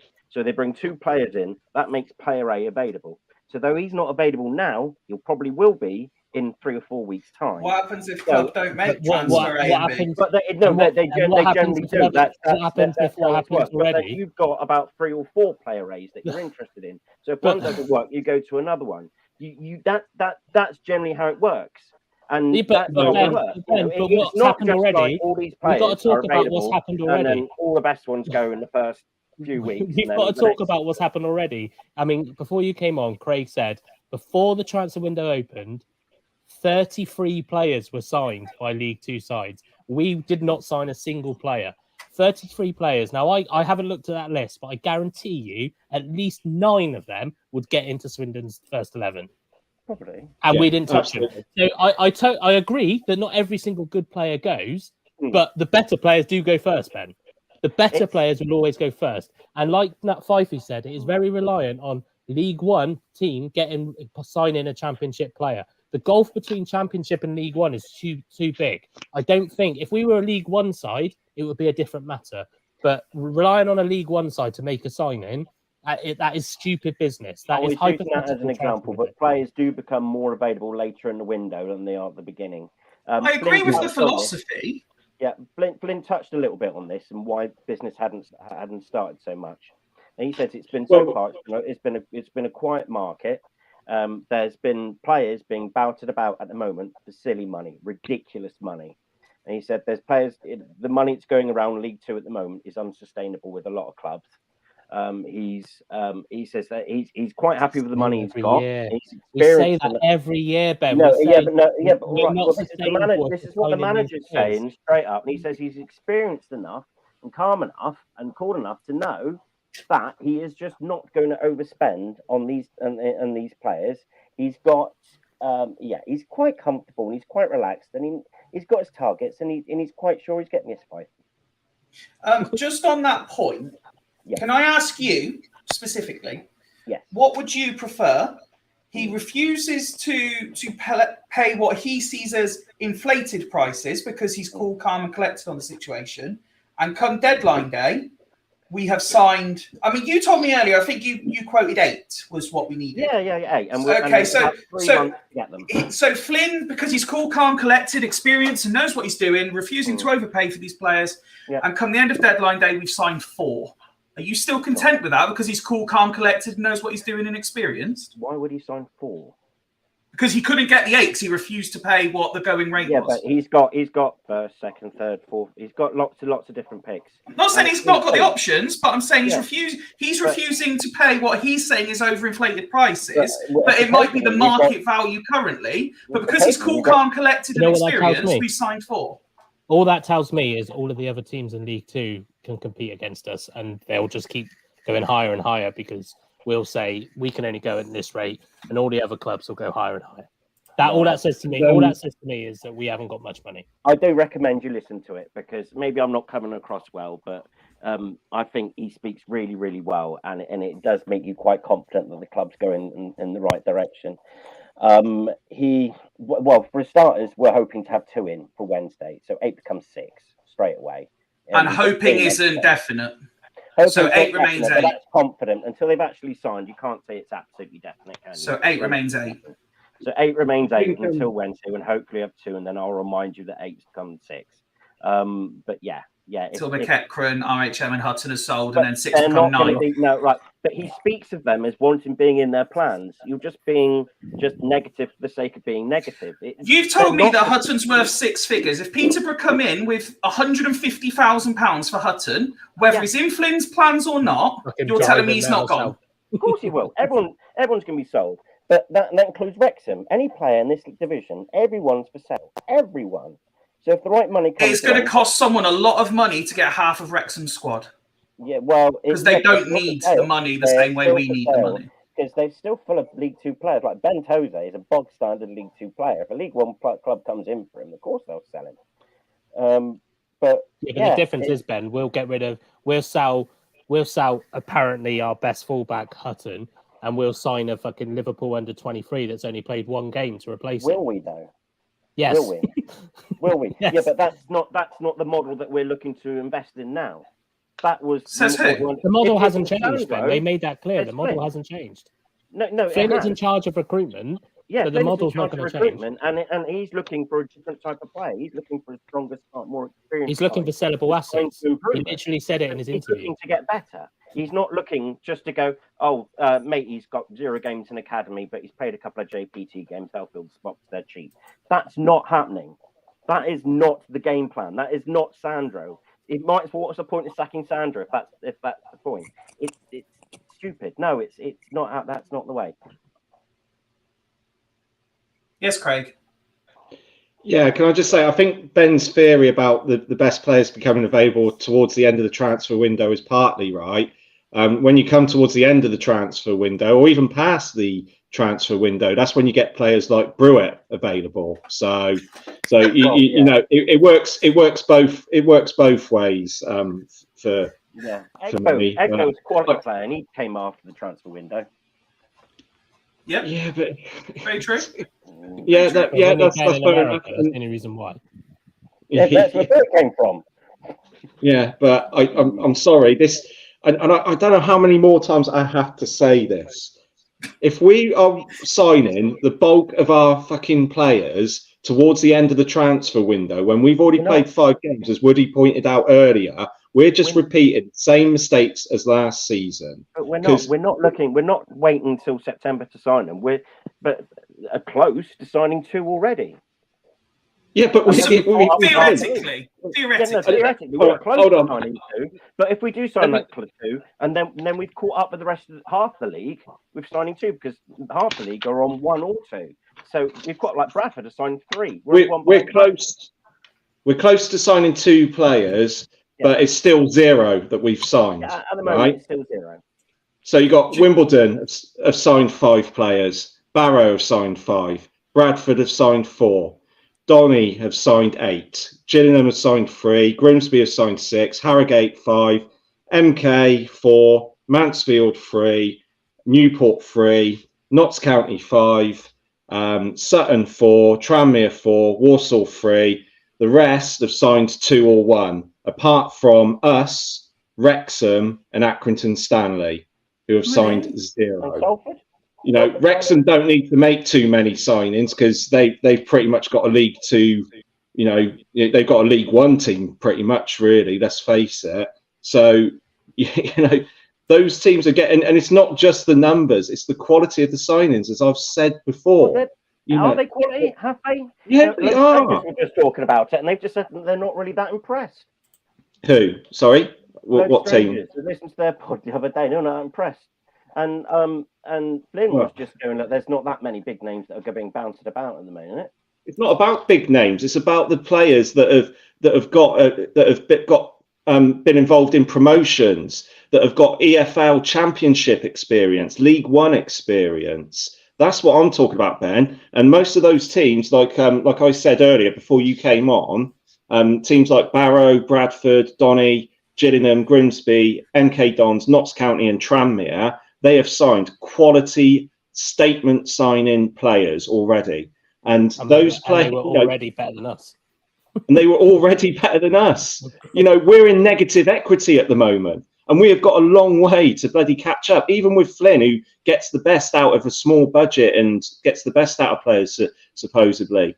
But we have got a long fucking way to go. We need 8 players, and we need them soon. We don't need to get, we don't want to get 5 or 6 players when we play on transfer deadline day like we did last season. You know, they need a pre-season. They need 4 weeks of pre-season, the majority of the signings, to gel, in inverted commas, with the squad that we've already got. You know, this thing of waiting, it is going to shoot us in the foot if we do that, and it will. It did last season, and it will this season. Wow, this has gone swimmingly well thus far. Should we move on to some more comments and to see what Flynn had to say, to see if we're all in complete agreement like we are on this topic? Ned, this was one that at a time where Ben perhaps wasn't best pleased with how I was looking into it, I actually took this comment on pre-season and said, I actually like what he says here. So the quote was, the one thing I want to see from the players is how they react to adversity. We'll find out who sticks together and who doesn't, but I'm sure that won't be a problem. We'll find out if any of the quick ones turn around on a run and help someone who might be struggling. I'm so glad I've got pre-season with them because that's so important to drive home messages. So I really liked that as a quote. I thought of all the quotes that were shared, that for me was probably the best one.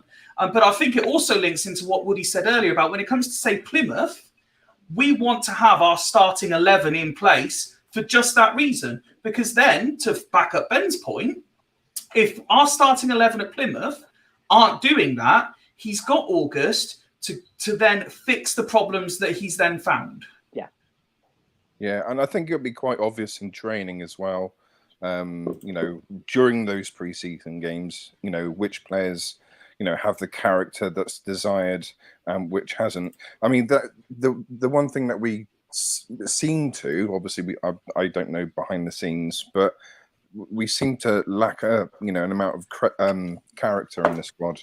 There didn't seem to be any locker room leaders, bar maybe Charlie Austin. I mean, when I sat next to, I said before, when I sat next to Woody, you could hear Austin was, digging people out and, encouraging people at the right times. And, that's what we need more of. And I think he'll find in his pre-season, unless a lot of people have changed their mentality, that he's going to find that there's zero characters in there. So, yeah, I mean, it's massive, isn't it? Yeah, I love that quote. That quote is fantastic. That gives me all the optimism I need to think that we'll have a that he's the right man for the job and he's going to bring the best out of the players. It gives me every encouragement that I require. Just taking a little. Sorry, mate. Had you finished your point? Sorry, no, go on, it's fine. I've just seen that Kieran has entered the chat, so I just want to show him this comment from earlier because I think it will make his weekend. Where Mike put, "Isn't Kieran on to promote his new track?" Which from the teaser sounds his best yet. There you go, Kieran. You've got yourself a nice little fan in Mike. I hope that was a compliment and not saying that his other stuff is shit. You just made a really nice moment, a real shithouse moment. Who knows with Mike? I'm sorry, Kieran. A lot of love to Kieran because he sent me a message. I think it was either yesterday or today, and he was looking out for me. So thank you very much. And I hope the bruising's gone down, Kieran, because the picture you showed us after you've been in hospital, you look pretty messed up as well. We've got the penultimate comment, I think backs up what a lot of us have said. This looks the strongest League Two that he can remember. There are a lot of teams spending a lot of money, but money doesn't always buy you success. We'll make sure we're competitive. And this is where I said that he'd gone to the Morfuni and Angus school of telling fans what they want to hear, because he's used the word competitive. And we've already got a good squad, which instantly boosted Ben's belief that Tyrese Shade is the next Mbappe. We just need to make a few changes to make sure we're ready for the season. A few changes, Ned. Just a few. Oh, fuck's sake. Give the man a break. Everyone's always on his case. He done really well for us towards the end of last season. No, we're not about you, Ben. He was on about Shane. Yeah, I thought he was Look, Ben. I thought you'd come to my rescue then. No. Me and Ben are on the same, singing from the same hymn sheet. So, if he's getting a battering, that means I'm going to get a battering as well. So, but yeah, Shade, he gets a battering so much. Okay, sorry. That was unfair because I boosted Shade up at the end of the season, wasn't it? So yeah. He's clearly looking at Kane as the next Pirlo. You went the second worst. Shade as he got boosted at one spot. But are you in this agreement? I mean, Craig has already made it perfectly clear where he stands. I've said plenty of times that this squad, I agree that the phrase negative equity is right because we weren't good enough last year. We're Williams down, Bryn down. Now we're Iandolo down as well, on top of a couple of others. So are we just a couple of players away, or do you agree, Ned, that it's an overhaul required? I don't think it's an overhaul. I think again, I'm not going to look because I know there's going to be some shaking heads there. But I genuinely believe that a lot of the players just simply played dog shit. They played 20% of what they're capable of last season. I genuinely and then think you have to question their attitude, surely. Well, I mean, I genuinely believe that our squad isn't as bad as what people make it out to be. And I think with decent man management, I think that will bring a lot more out of the players. Also, having the right characters in there will bring more out of the players. Dressing room is vital. Do you want to borrow my tin hat, Ned? Right. Yeah, the dressing room is vital, though. Absolutely vital. What he said earlier, the paragraph before, everyone looking after each other and helping each other up, that's encouraging because you need a really, really strong dressing room. We're not going to have the most expensive squad. We're not going to have star names. So you need a really, really, really, really strong dressing room. We've got a competitive budget and Charlie Austin. Yeah. How much more of an expensive squad and star names do you want? We will have a competitive and the best fullbacks in the league. And we do have Charlie Austin, who will be, I think, will be better this season, a lot better this season than last season. But it depends if we can supply him with the chances, let's face it. And let's hope he doesn't hate the manager as well. So I think that made a difference to his performance. Yeah, because he really didn't like Morris very much, did he? So really, you're suggesting more there, and then it's Charlie Austin's fault we had a bad season. Well, if you look at DJ and what happened with DJ last season under Warsaw, and what Flynn did with DJ, and DJ is quite a similar player to Charlie Austin, apart from Charlie. Giving a player a nickname that's never played for us. No, that's what he was known league. Sorry, I'll lower the league book and the stuff that I'm on. You listen to Walsall fans. Walsall fans call him DJ. It's Dan Johnson or Daniel Johnson. Oh, you're talking about He scored a lot of goals. Don't get me wrong, Joe Seeley was okay, but he wasn't. Yeah, I know. I'm sorry. Dan Johnson scored a lot of goals for Walsall last season. He's classed in a sort of Austin type of player where he's a bit of a fox in the box, and he got the best out of him. So it's hopefully that that he'll do the same with Charlie Austin. He wants Charlie to be sort of like an example for the younger players as well, because they all look up to him. So let's see what happens. But yeah, let's hope we get the best out of Charlie. And he has an Indian summer. Woody, final one to you. On the squad, he said, I have a great deal of experience in League Two. I know most of the managers, some of the owners even, and a lot of the players. I knew a lot about this squad before I arrived. Informing players they can move on. It's not about squad size. I just don't see them as part of our squad moving forward.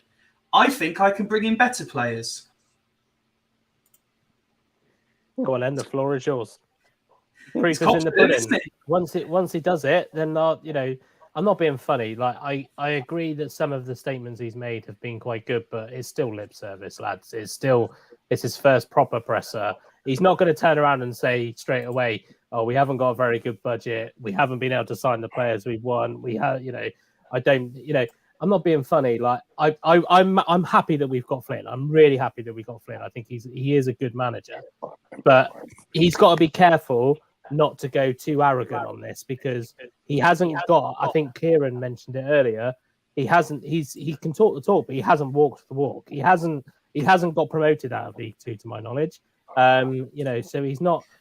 Two failed playoff attempts in 5 seasons. Yeah, exactly. So, it's don't get me wrong. I think Flynn will do better than Lindsay, and will do better than and I think I could fucking do better than Jody Morris's reign.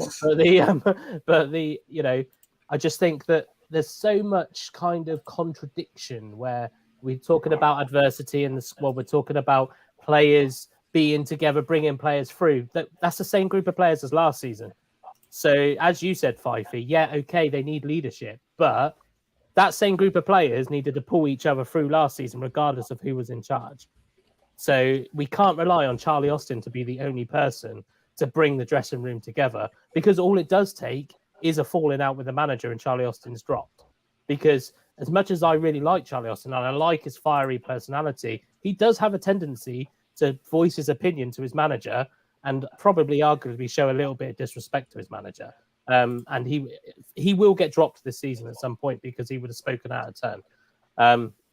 So I think he'll do well. I think Flynn will do well, but I think he is at the moment just playing lip service, because the proof, as you said many times, Fifey, we can only work on the evidence that's presented in front of us.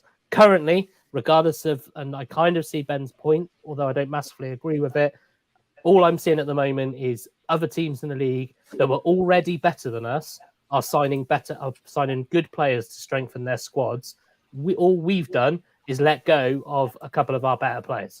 That's all we've done. So at the moment, squads that were better than us are up here, and we've gone like that. We haven't gone like that. We've gone like that. So I don't think Flynn's not a miracle worker. He's not going to turn this squad around. I think, Khan is still a liability. Kane, I don't think he's as good as people think that he will be under Flynn. Shade, I'm sorry. I was raving about him when we signed him because I'd seen him before. But I don't think he's going to improve under Flynn. Hutton, I'm still not convinced will be here. Charlie Austin has to have a good, consistent season. If he only has every other game, it ain't going to mean anything to us. And George McEachran, for me, is the only player that I have any confidence that's going to give us a full season at the moment, of a full season of quality. The rest of them, I think, to be at the moment, are not strong enough. and I don't think Flynn will make him a top 17. While Ned prepares our final feature of the evening, let me ask you all, and Craig, I'll start with you. I won't say who, because who is very difficult. But what position do you see our first signing being, and when do you see it being unveiled? It's probably going to be a goalkeeper coming in on loan, isn't it? Because we've got a perfectly good goalkeeper who lives locally, who we could sign for a free, straight away in Ward, but it hasn't happened. So I think if that was going to happen, it would have done by now. So I think the first signing will be a loan, or maybe we might sign another Oscar Massey, who we don't see again for the rest of the season. But yeah, sorry, I know it sounds a bit pessimistic, but I think that's what it will be. I think, I'm just digressing. I wanted Flynn. I thought Flynn was a good appointment, and recruitment aside, I think when it comes to the tactical side, he will play what it takes to win matches rather than he's more adaptive. People just think he's a long ball merchant and everything. He's not. You look at his whole managerial career. As soon as they had the pitch redone at Rodney Parade, he started playing a more attractive way of playing. So he's very pragmatic, which is good, which is what you need in this league. But he needs to be backed up in the transfer market, which I think is where we will fall short. Ben, position and date. Tuesday, I think we'll see two. I think we'll see a goalkeeper. I think we'll see that QPR one, which will be a young goalkeeper on loan and a big burly centre back. Okay. Woody? It will be the corner flag sponsor.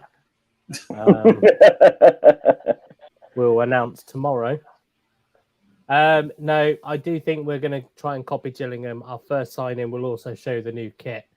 I think we will sign somebody next week. I think we will sign somebody on Tuesday, and I think it will be a lone goalkeeper. Ned?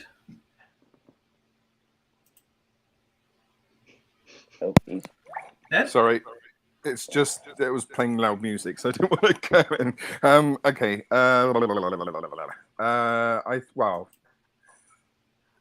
I guess there's no real point in asking me because Ben knows more than anyone else, so I'll just agree with whatever Ben said.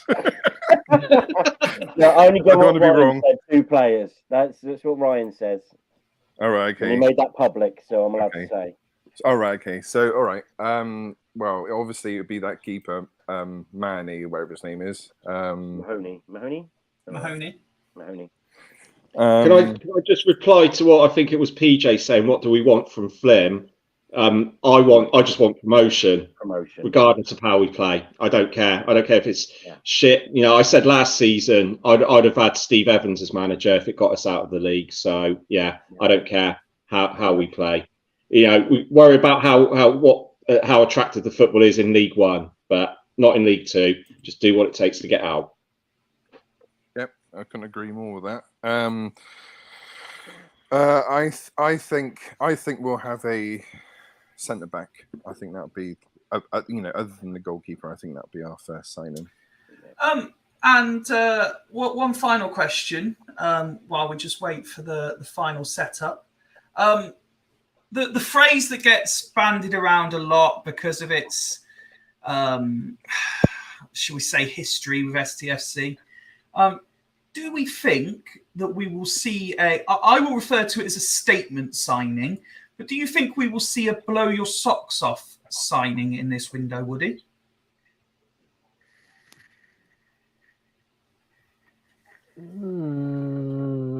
Possibly. I think we will. I hope, but I wonder if that think is more of hope rather than actual. I'm convinced we will. I'm not convinced we will, but it depends what you classify as a blow your socks off signing. For me at the moment, I fucking would have taken Farquharson would have been my bloody blow your socks off signing. I think like a Johnny Williams-esque. Is that what you're saying? Yeah. Will we have another Charlie Austin? Definitely not. Will we have another Johnny Williams? Probably not. Will we have Who else have we signed recently? No one really. I don't know if we can get a well-known, and I'm sure there's one out there I'm not thinking of. A blow your socks off signing for me would be either a hard man holding midfielder or a hard man centre back. That will be our blow your socks off signing, I think. Okay. The problem is, I think most of them have already gone. Okay, Ben. I'm thinking. I think we need 2 number 10s. I think one will be a youth loan, and the other will be maybe not. I think a player that will be surprisingly to drop down to this level type player. Maybe not like a Johnny Williams type, current international, loads of games in the Premier League and Championship, but a player like, oh, fucking hell, it's a good signing, type number 10. I think that will come along towards the back end of the window. Okay, Craig? I'm going to contradict myself, which will be, no doubt you'll be shocked, but I don't think we need a blow your socks off signing, because you look, we had Charlie Austin last season, we had Johnny Williams the season before, and yeah, so like I was saying, we had Charlie Austin last season, we had Johnny Williams the season before, which was our blow your socks off signings, but we still didn't get promoted. So a blow your socks off signing isn't the be all or end all. They just need to be good quality signings. We want winners. We want winners. I guess McDonald was supposed to be our McDonald was supposed to be our blow your socks off signing last year. Yeah, exactly. Yeah, that didn't work out. Yeah, so I'm not too fussed about. I think it's. Sorry, Craig. No, it's all right, mate. I'm not too fussed about blow your socks off signing. As long I'd rather us have 8 quality, really good players that can make a difference to get us up, rather than have one blow your socks off signing and then 6 or 7 mediocre signings that are similar to what we've already got. Okay, and finally, Ned. Is it want, or what do you think we'll get? Do you think we will get a socks off just to make sure? I think we're going to get 2 players. You think, bloody hell, that's pretty decent, and the rest of them will be like, well, there'll be a mix of youngsters that no one's ever heard of, and and then a few bog standard sort of League 2 type players that may possibly journeymen type thing. But young journeymen, not like, I don't think we're going to sign any veterans. I think that's outside of our remit. But I what we will sign, Ed? We will sign 2 players, right, that nobody knows who they are, and will be linked with them to start with, and then everybody will Wikipedia and YouTube the shit out of them, and then all of a sudden become absolute experts and say, we're going to sign these 2, and then we'll announce them, and it would be like, my God, they're going to be great. A bit like, in some ways, how I was with Tyrese Shade. Yes. That'd be Kinsella, wouldn't it? Where everyone thinks is amazing and turns up and he's not quite as what everyone thought he was. Oh, I'd love to get Kinsella. Do you reckon in your heart of hearts that we'll get him? Why not? He's still free. He's not gone anywhere, has he? No. We'll wait until the end of August. Well, I'd start to be positive if we do sign Kinsella. I'll put it this way, but I think we'd have signed him by now if it was going to happen. I don't think we can afford him. Okay. I think the writing is on the wall for getting him. I genuinely believe so. I think they're just letting him have a nice holiday before he comes. We'll find out soon anyway. He'll be announced someone the next week or 2. Right. Well, let's move on to the main event. It's Friday night, and we want to play games. I have held off as long as possible, but the sheer weight of expectation and need for entertainment has meant we have got the return of Jackbox to Fools Rush In. Now, while Ned sets up the game room for us, it's all prepared, ready to come on screen. Gents, if you can take your second devices and go onto jackbox.tv, ready for the room code that Ned will put in our private chat. For anyone who hasn't seen this, we're going to be starting with a game called Quick Clash. Now, it has to be said, and we're going to try as best as we can to remain on best behavior while we're live, gents. Ish. these things can take a turn rather quickly. Absolutely nothing said while playing this game is meant to cause any offence, and no genuine intent is there to upset anyone. It's purely there for humour and banter. If you are easily offended, I would suggest maybe now is the time to say goodnight. But we're gonna keep this live till probably about 11:30. So if you'd like to hang about with us for a bit longer, have a bit of a laugh and watch us. Some of us make jokes, some of us try and be funny, and some of us genuinely be funny with some borderline offensive comments. Then please stick with us and watch a little bit of Jackbox. We've just had the room code there in the chat, gents, if you want to log in.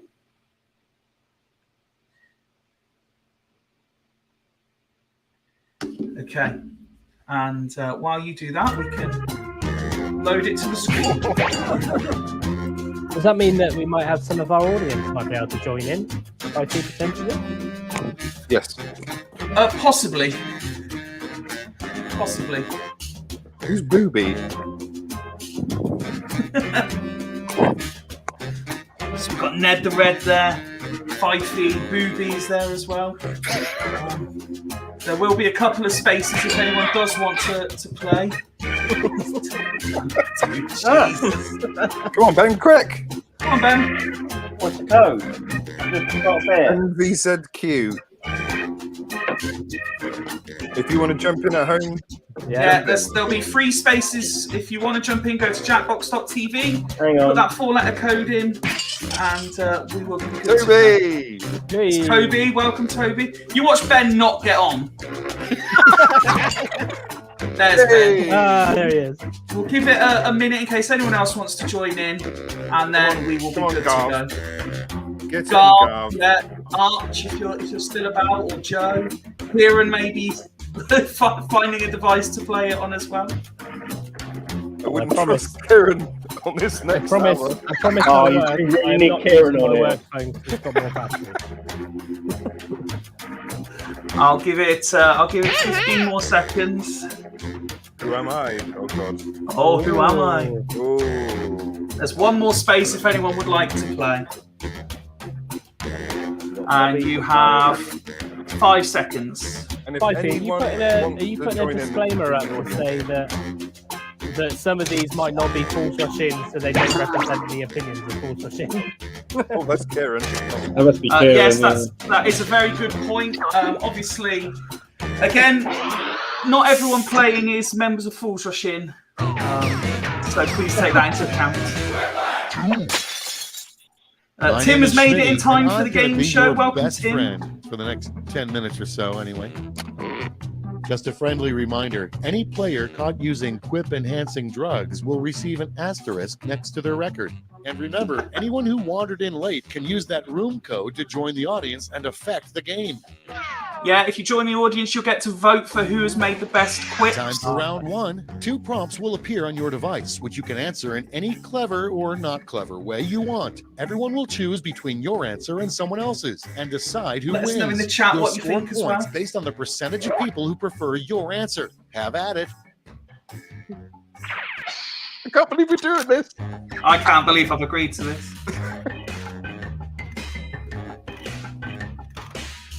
Oh no.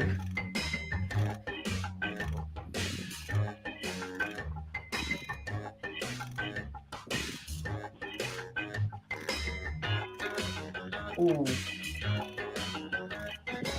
I'm already stuck.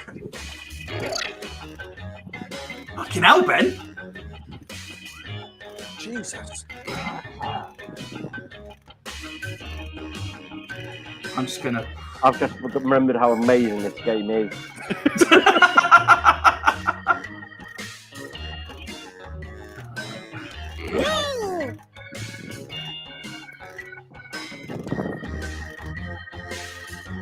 I have no idea. I'm just.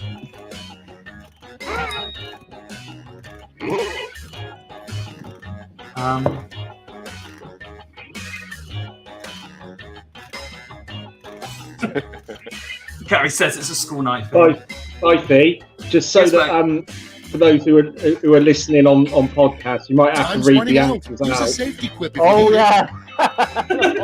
Yeah. We might have to cut off the podcast recording at this point.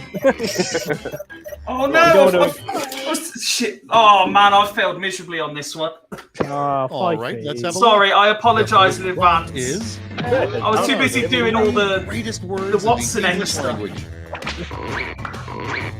Okay, everybody, pick your favorite. Well, only one of those is actually 3 words. Someone didn't understand the assignment.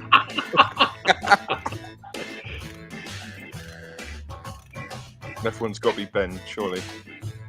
Oh, sorry. Well done, Toby.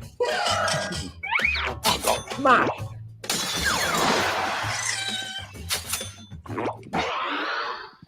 Moving on. How did the ghosts in Pac-Man die? Okay.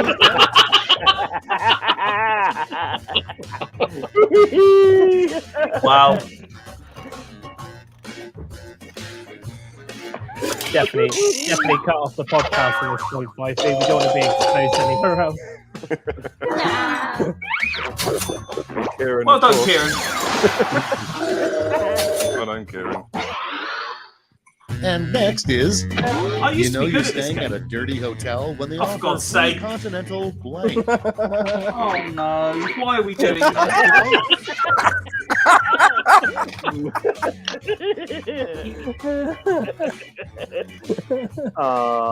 I can't believe I've agreed to this. Now, are we reading this out to our podcast listeners?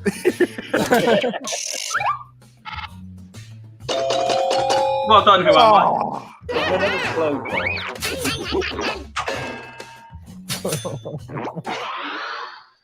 Next prompt. The nickname Van Gogh gave his remaining ear.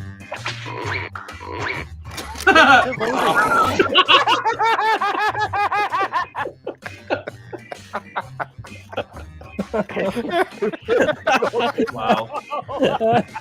Go on, read that one out, Fifey.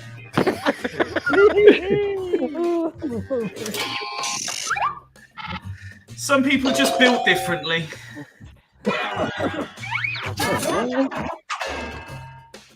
Well done, Bob. Next in line, something found in the seat cracks of nearly every Oh cab. no. Vote on your device. That was not so bad.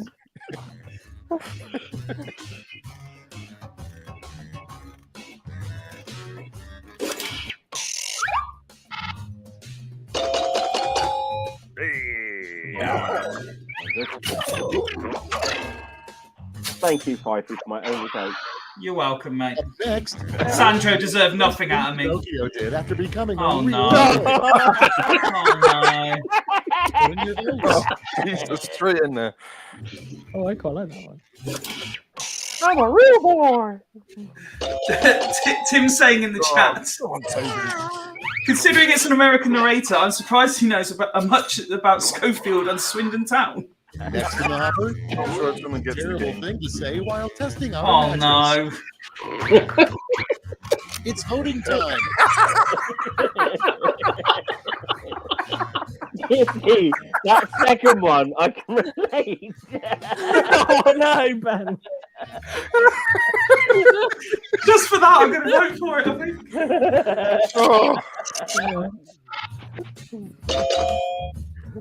Oh. Yes, I know, Joe. I know.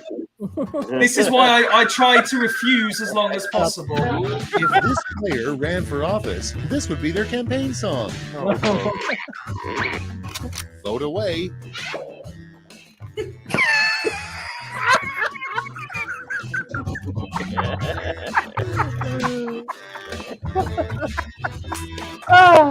Well, it's no wonder our viewers are decreasing rapidly.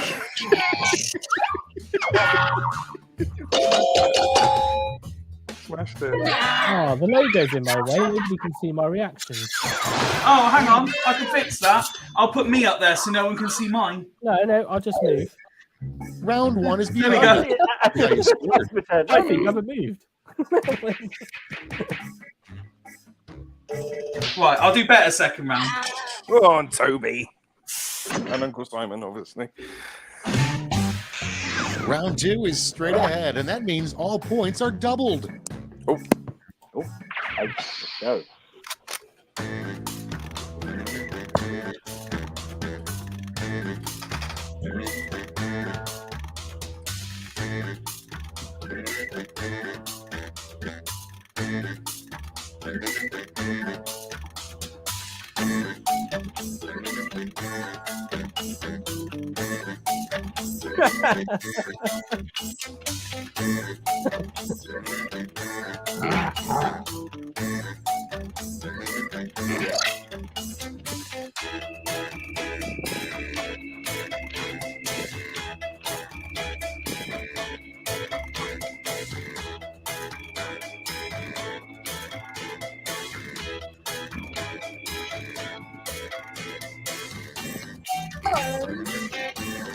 I'm in nice and early this time. Rob's enjoying it. He's put in the chat unreal. Rob, Yeah. mate, honestly, it's amazing. Tim says, don't let your reputation of being informed, representing the majority of Swindon fans and very polite and welcoming to all opinions be tainted by others in this game. Hurry up. Use a safety quip if you can't think of anything. If anyone's never played Jackbox before, it's well worth it. We'll be continuing off camera, that's for sure.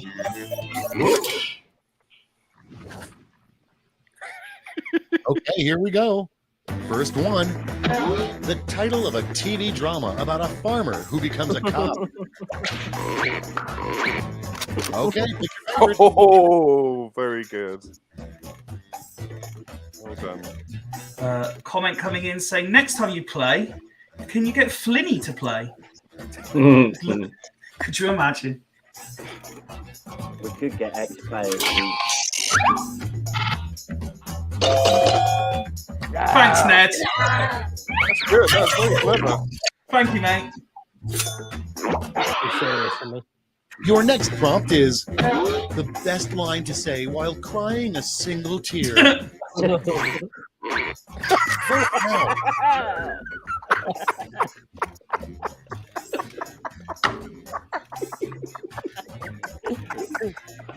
Oh, that's so cool. There's a theme here, isn't there?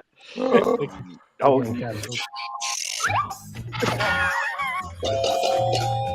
wonder if TSCPL have got any vacancies. I'm just about to be made redundant, I think.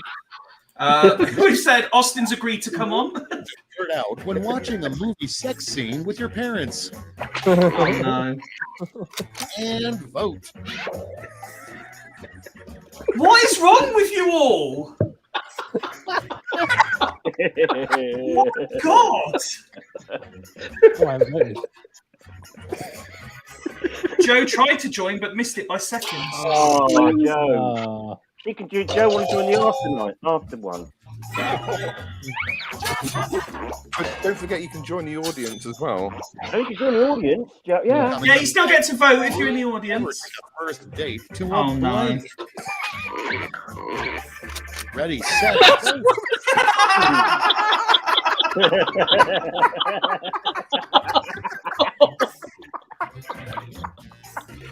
That's brilliant. Oh, that's genius, that is. The Lost Prophets one. Who's Booby? We don't know. That was top notch. That was quality. What Johnny Depp would probably bring to your party. Put in your votes. A jar of Coke. That is class. Oh, dear.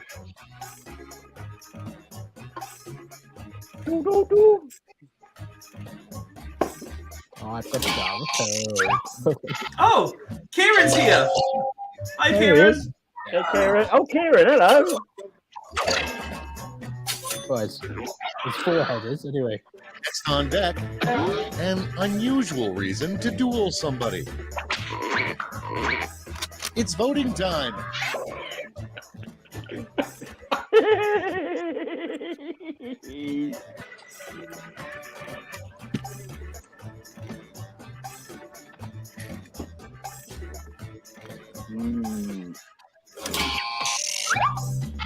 That was enough. Yeah, that I'll wasn't let you off. Yeah, you take that back, 5 That was In enough. this one, the worst thing an HR manager could wear. Get demoted.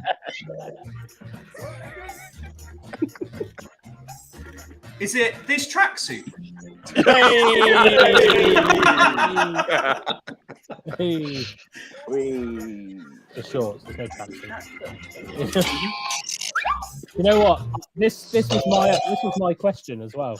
And I was sat there going like, what did I used to wear that I used to hate? Moving on. Why are printer ink cartridges so expensive? No. Vote on your devices. Oh no!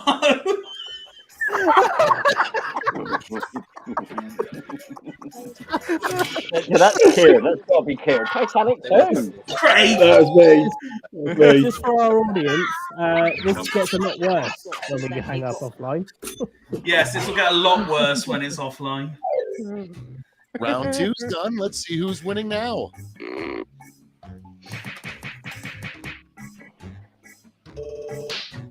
Ooh, it's a second. Ned's in the lead. Tim says, but printer ink ain't spunk coloured.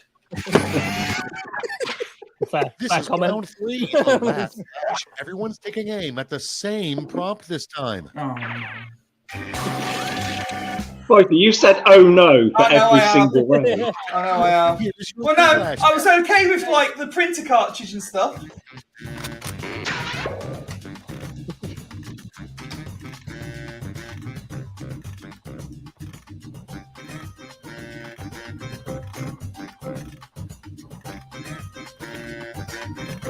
Oh, Ned. Oh, sorry. Oh, sorry. There you go. Sorry.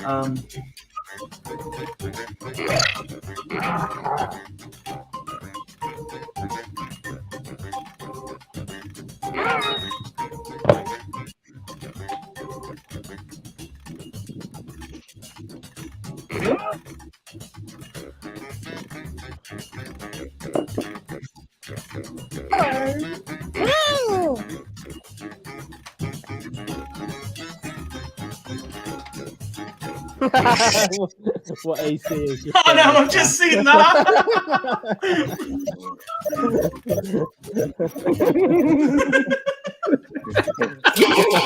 Oh no! I don't. Let's Yeah, go. well done, AC. It's round 3, so you've got 3 medals to award: a gold, a silver, Oh and a my bronze. god. Say.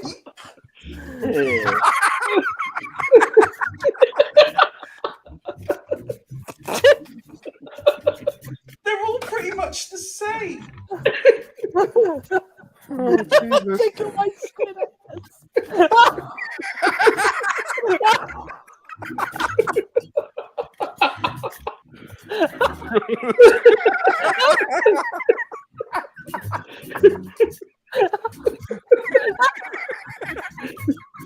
I mean, I want to buy 3 of these.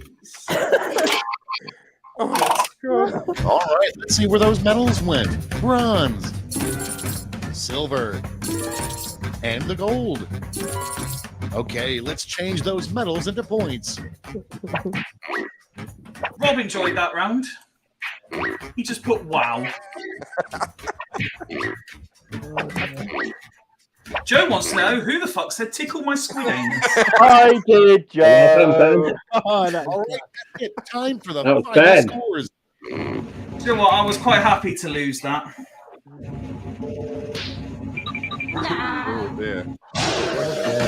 Well done, Kieran. Well done, Well done, Kieran. Kieran. Unsurprisingly won that game.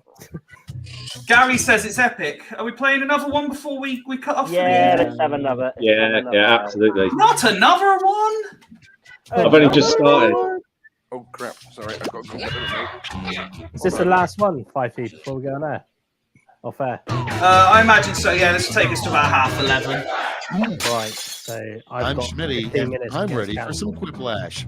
Got 15 minutes to I what? think we've Get got us cancelled. just enough No, people fuck to do off. the wave. But that's not. Sorry, folks, I can't see you. Here's round one. The more folks who choose your answer, the more points you get. Go. Woody, why are you ringing me? I'm not, am I? Yeah. Oh, yeah, I am. Hang on.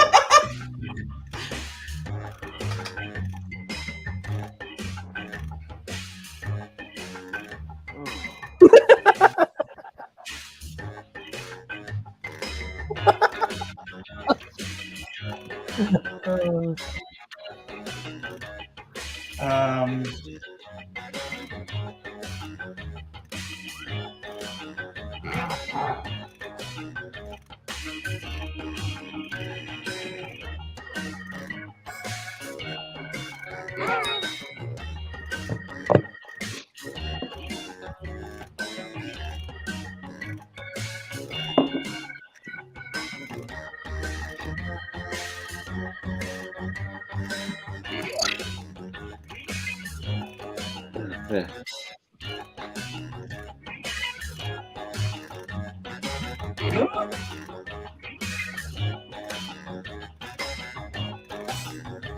I wish I could spell. I've got that problem time. Hurry, hit the safety quit button if you can't think of something. Oh, we got 12 seconds. Yeah, 10 seconds, guys. Come on, hurry up. Oh, no. Yes. Come on, other people joining in. You got 1 second. Don't forget, you can still join the audience and vote along, There. as well as watching. First off, a sex position for fuck's ghosts.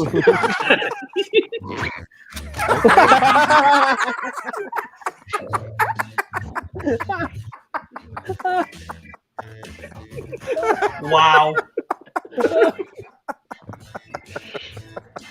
Mikey, you still sure you want to do that live show?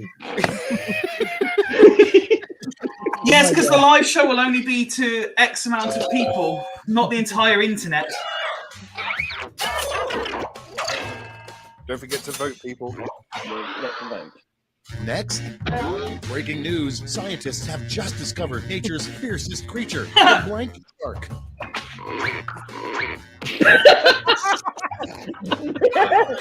For fuck's sake, lads. Next up, what Sonic the Hedgehog would trade all of his gold rings for. Oh no. And For fuck's sake. Has the bloke not been through enough without you? I guess Schofield's free reign at the minute. You should all be ashamed. Ashamed.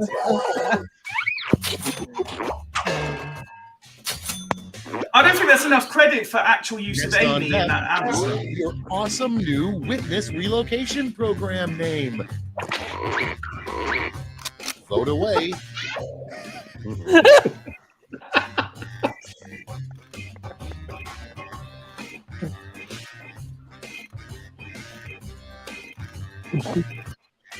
There's a reason I didn't want to do this live. Vote-y, vote-y. I won one! Mikey, that's well done, really out of Mikey. order of an answer. Nice. from you. Come on, 5 feet. Thanks. And next, what a good Christian yells. Oh, no. Okay, vote.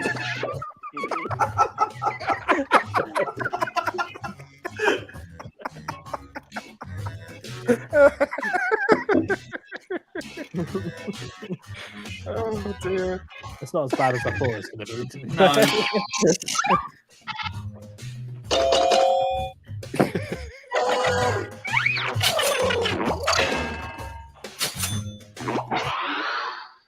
Next one, the quickest way to rid yourself of a tapeworm. Oh, for fuck's sake!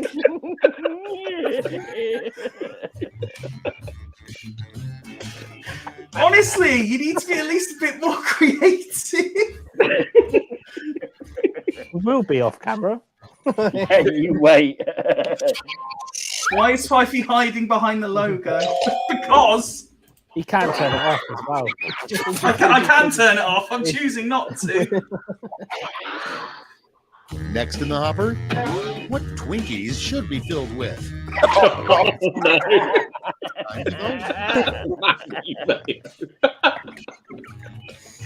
Oh my god. Wow. Oh, I like that one. Good answer. Oh, dear. Who's Foodie? Me. Woody. Oh, well done, Woody. I might have put you in the lead, mate. Your next prompt is, should you catch on fire, remember, stop, drop, roll. Oh, no. and point.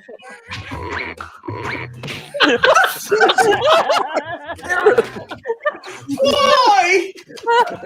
It's just so unnecessary. That's all for round one. Here's the scoreboard. AC says Ned's Come Dine With Me dream table seems to be Andrew Tate, Rolf Harris, and Philip Schofield. Diverse. Oh, that would be awesome. Round two is upon us, and all points are doubled. Take that, round one.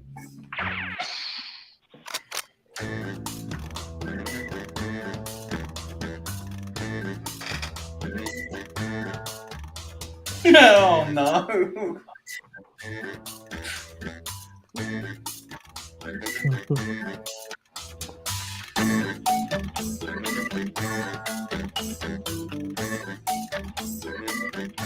No, I can't do it. I can't do it.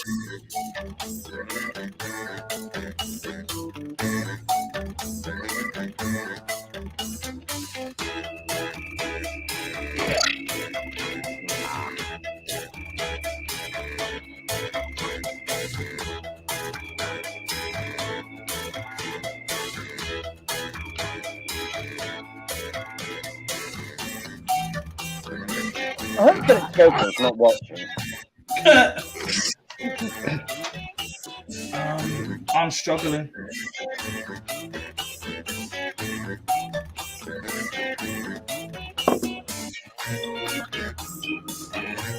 Just release your inhibitions, Fifey, and go.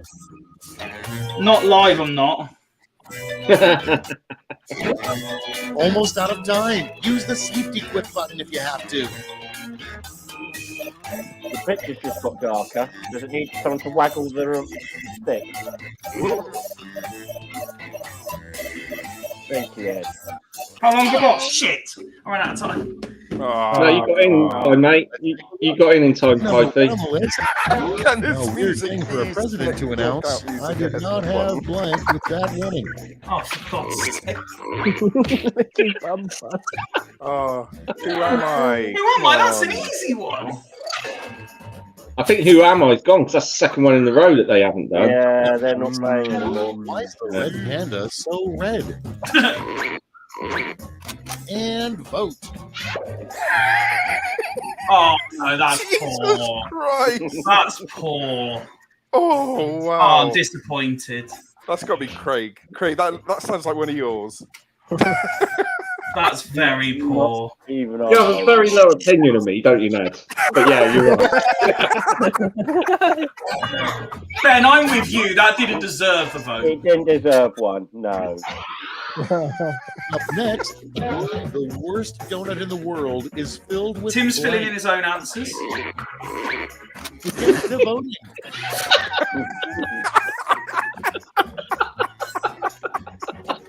Well, that's close. No, that does deserve a vote. Fifey, you didn't have to put that down, mate. Fucking hell. Self-promotion's disgusting. AC's enjoying themselves. Sweet dub. Oh, it's close. Yes, it doesn't taste as much as Sheridan. Next prompt. A promise you shouldn't Oh make. no! Oh, no. Okay, vote. You know what? They're pretty. You wait till after dark when those are on. We got asked the question. We got to come up with an answer. Harsh AF. Oh, thank you. Very nice answer. Thanks, Toby. Yeah, thanks, Tobes. Unbelievable. Moving on. A creature you should never find on a carousel. I think. Oh my fucking god!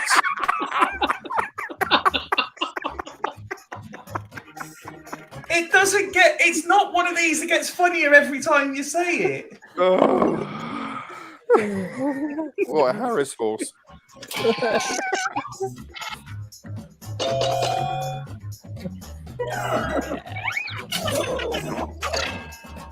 Gary's enjoying himself there. Good old Gary.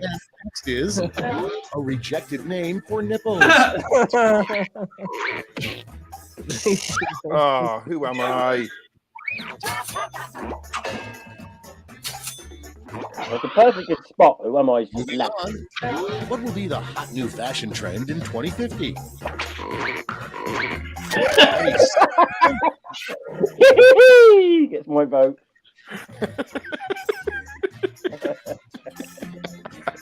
Now then. Go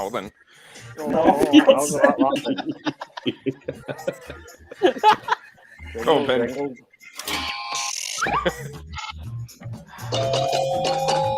Well done, Tobe. Well done, Tobe. Yeah, well done, Toby. Well done, Toby. You've read the room well there, Toby. Well, it's not difficult, is it? Slimiest plastic surgeon will do. It's voting time. For fuck's sake! No. I don't want to vote for any.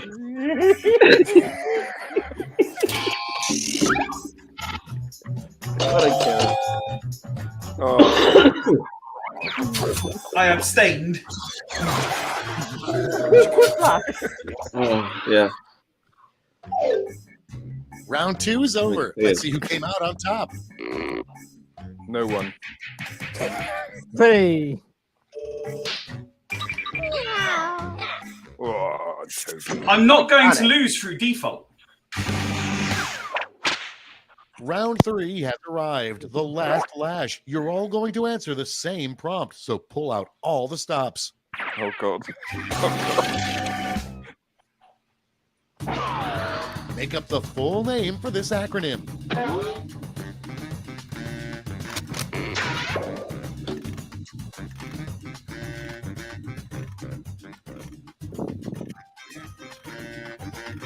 Where did Kieran allegedly end up that time?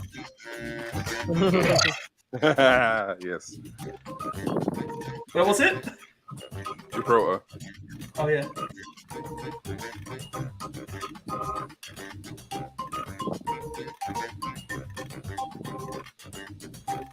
Come on, Jen.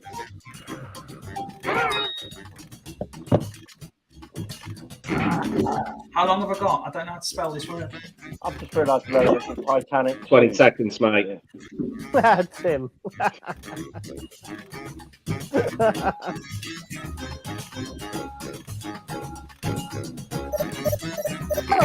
Then Come on, quick. Quick!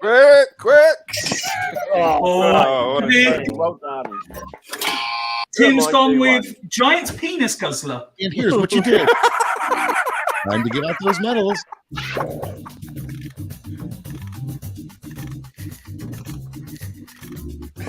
Carry Peter Clear. Oh, God. Oh no, I've done them in the wrong order. I've done 1, 2, 3. I don't know what order that is. But It's supposed to be 3, 2. Oh no, I've done it in the right order. 3, 2, 1. I've done 3, 2, 1. No, it's 1, 2, 3. No, is it?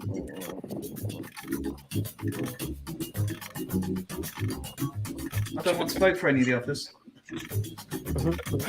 Can you just clip that? Oh, Tim's gone for giant penis guzzler. Okay, everyone, let's see who got those medals. Bronze. Show me the silver. And gold. Let's sell off those medals Oh, for thanks, points. guys. Oh, thank you.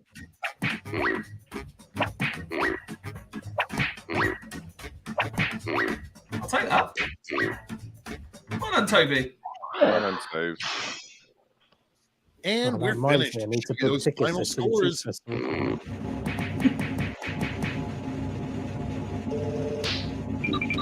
2 good, Toby. Second.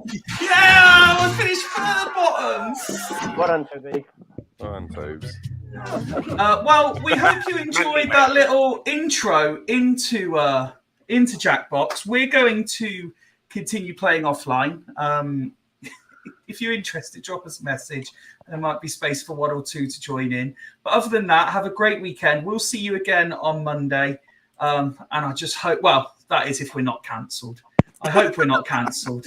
Assuming we're not, we'll see you on Monday. And remember to keep your eye out for news of tickets for our live show on Friday, the 4th of August. But for me and the rest of the fools, until next time, good night. Peace out. Take my hands, take my whole life too, but I can't help falling in